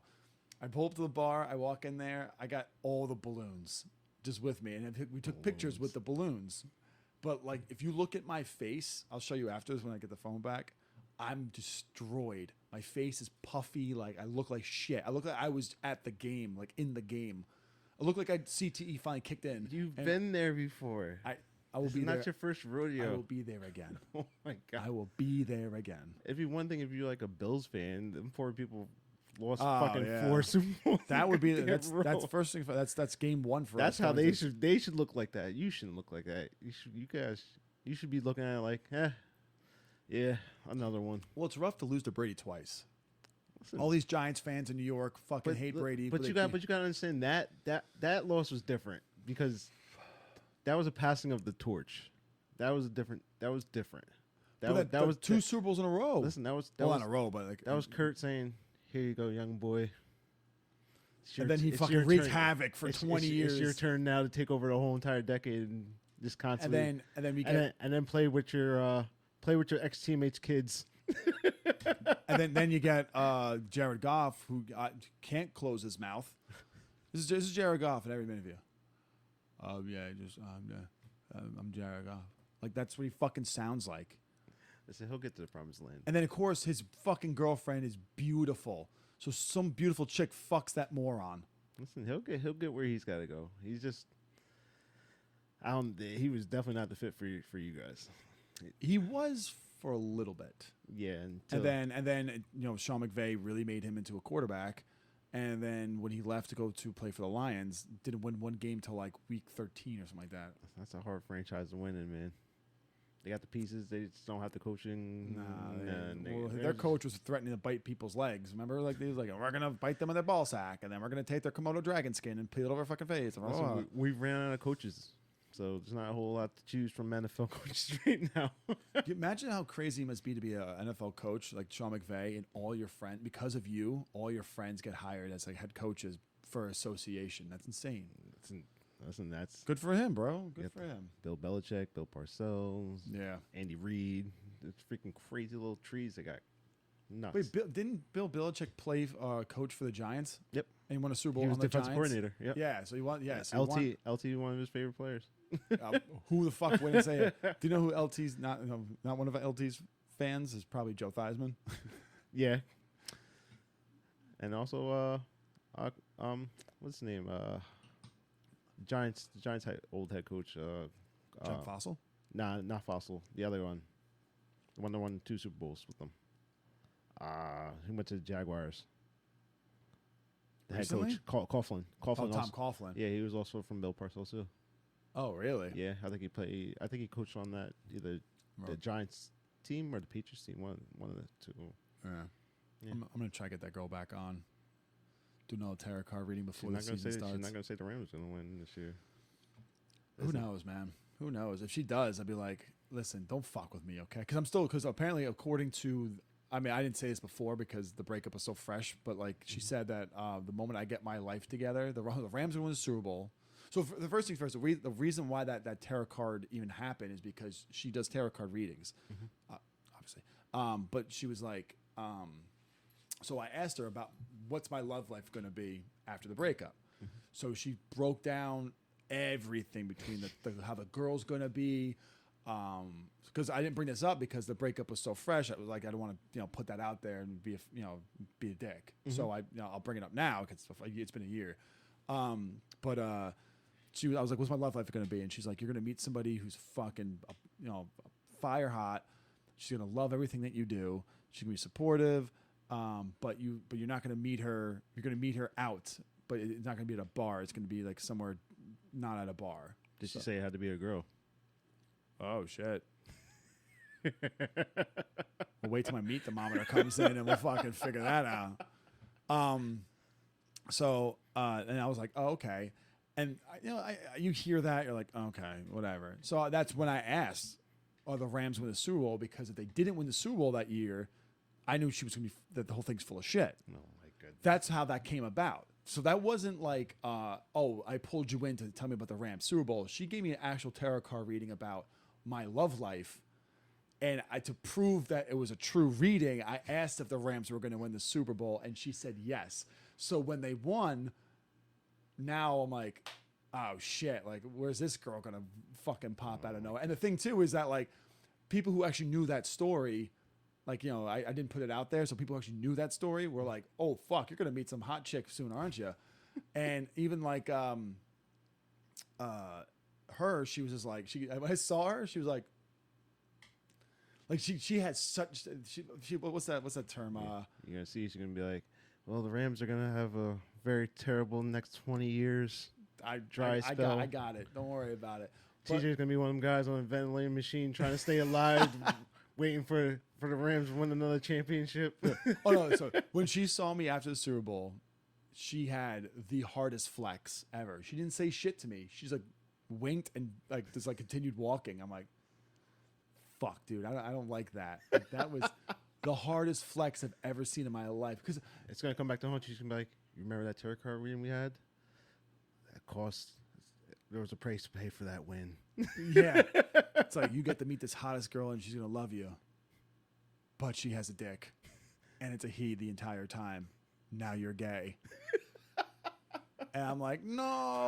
And then I go, and then all of a sudden now, like I'm eating a hot dog and it slips through the bun and the hot dog goes into my throat and I just swallow it and I go, I'm ready. Take me now. Take me now. I'm ready for you. Yeah. And I go, where's the bratwurst? Oh my god. Because obviously I'm a guy of color, so I just want to. I'm not gonna go for some fucking shrimpy little. If I was to go for a dick, it wouldn't be like a white dude with like a fucking foreskin. I would go for like the biggest dude. You might as well go sign up for 60 days in. Give yourself a full trial. I mean, you know what? Send me to the maximum security Nah, prison. I'm definitely a top. There's no way I'm a bottom. Do you think I'm a bottom? I don't know what you think you're gonna be. You'll find out quick. No, I think my personality is too big to be a bottom. Because I met bottoms before. Listen, you might be a power bottom. Oh. Yeah, maybe. Never know. That might get you off. Might be like in Shameless. I never watched Shameless. Oh man, you probably love that show. Why? It's just funny. I tried to. I didn't get it. The main character, I think she smells. Like if you, she looks like she smells in the show because she's dirty. But like I feel like they all look like they smell. That's yeah. The whole premise. I don't know. I've met like bottoms before, and they're always like the same, very quiet. I don't know. In the show, that the one dude's pretty crazy. He's a power bottom. Yeah. Mm-hmm. All right. Well, I'll check it out then. That's my future, bro. Never He know. said it, but she did say it was a woman though. She didn't say it was a man. She didn't say what kind of woman. We're in a different atmosphere now. Honestly, right? He goes like woman. Is it a they Wink. or Yeah. a we? Is it them or us? Do you know what's funny? I did meet a girl that goes by they and them, and I'm not going to be disrespectful. Like you know, if that's how you. I wonder how you say that in a sentence though. But that's exactly what I fucking asked her. I was like, so, but they and them are plural. So like, if I go, who you hanging out with, and you don't go by, I'm hanging out with this woman or this man. They going out tonight. Yeah, like it's like I'm hanging out with them. And I go, oh, there's a group, and I show up, and there's you and one other person. I go, where are they? And she goes, no, them's right there. I go, I'm confused. Yeah, that doesn't make any sense. Doesn't make any sense. But that's why I kept asking myself, like, how do you say that in a sentence? Because you guys want to be called things that are plural. But I don't say like, but why? What's they and them? Like, why is that a thing? I don't know. You know what I'm saying? Like, what makes? But every time they try to explain it, they make it even worse. Because I'm like, I don't understand. You're making this harder than it needs to be. Yeah. You know, the thing too is that like I don't want to be disrespectful. I want to respect everybody, but at the same time, it's like I can't not say it. Yeah, like there's a dude that comes in the gym in the morning. Like I would say man to him, like, hey, what's up, man? Like, and I honestly feel uncomfortable saying it to him because I know, you know. Oh, he identifies as a different pronoun. I don't know. I know he's not a straight male. I know he's a gay guy, but like I don't know if he's gay. I don't know because they have so many different terminologies and different things they like to call themselves. Does he wear like a Seattle Seahawks shirt? Like, what do you mean he's gay? Like, he just is. I know he is. He just is. And he says hi to me every morning. I'm like, hey, what's up, man? And I just think to myself, like, am I like disrespecting him? Because I don't know what to call him properly. I guess. Well, I met a couple one is transitioning into a man, and he asked me that I call him him, so I just called him him, and then like at one point he thanks me for calling him for continuously calling him that. But I was like, yeah, I don't give a shit. Like, what am I a piece of shit? Like, am I gonna like sit there and be like, you're not really a him, you're a he, you're a she. But then again, if we were to have a real conversation, like, you were born a woman, but you want me to identify as a man. You identify as a man. I will respect your wishes because you're nice to me. You're a good person. But like, don't put me in a situation where you're gonna try to convince me that you're actually a man. Like, I can't do that. Listen, like, man, what I'm saying? People, they have their own. I don't know how they came up with all these different terminologies. I don't know where it came from. I don't know how it happened.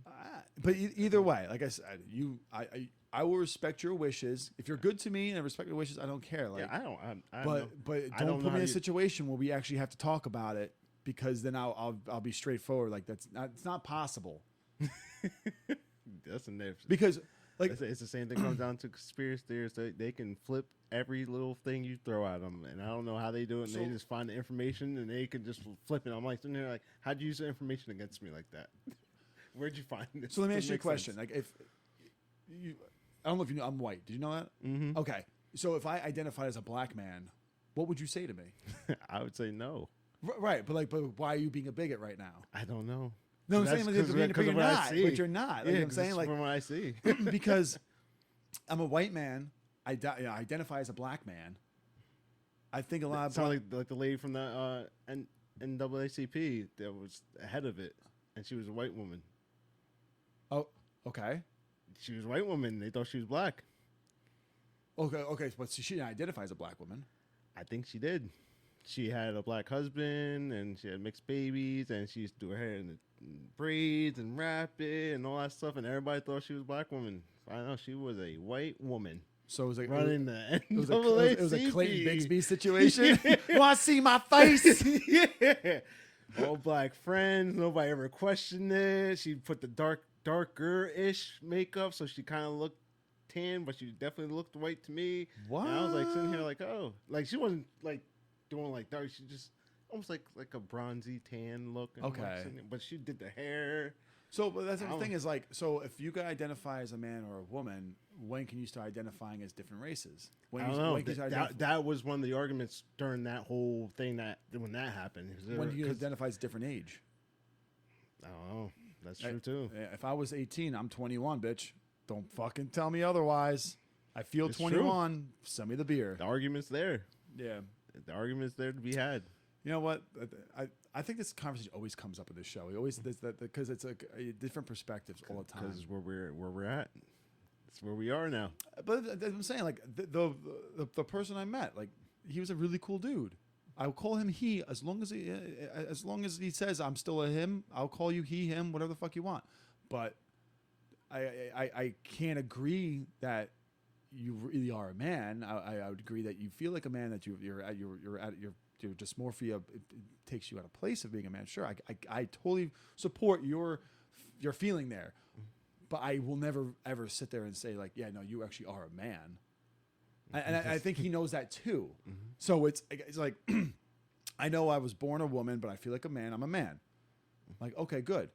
So like then we're at the understanding. That's the problem. That there's no real understanding. Yep, because you get the people who really just like, no, you're a fucking woman. Stop calling yourself a man. And then it's gonna come back to, why does everybody care? That's what. Right. That's the big thing. And I'm like, so why do you care? And so it's like I don't know. I just want to know how to pronounce what you're telling me and how to use it in a sentence. Whatever gets this conversation moving, I don't give a shit. Yeah. You know what I'm saying? Like, I don't give a fuck. If you're happy, you're happy. Yeah. I don't care. Just tell me how to use it in a sentence. I don't know how to say you're a they in a sentence. Or that us. I don't understand. Well, you know, us wants to go hang out with us today. What? Yeah. It's like, hey, I only want like 2 people in my place. Okay, well, they understand that.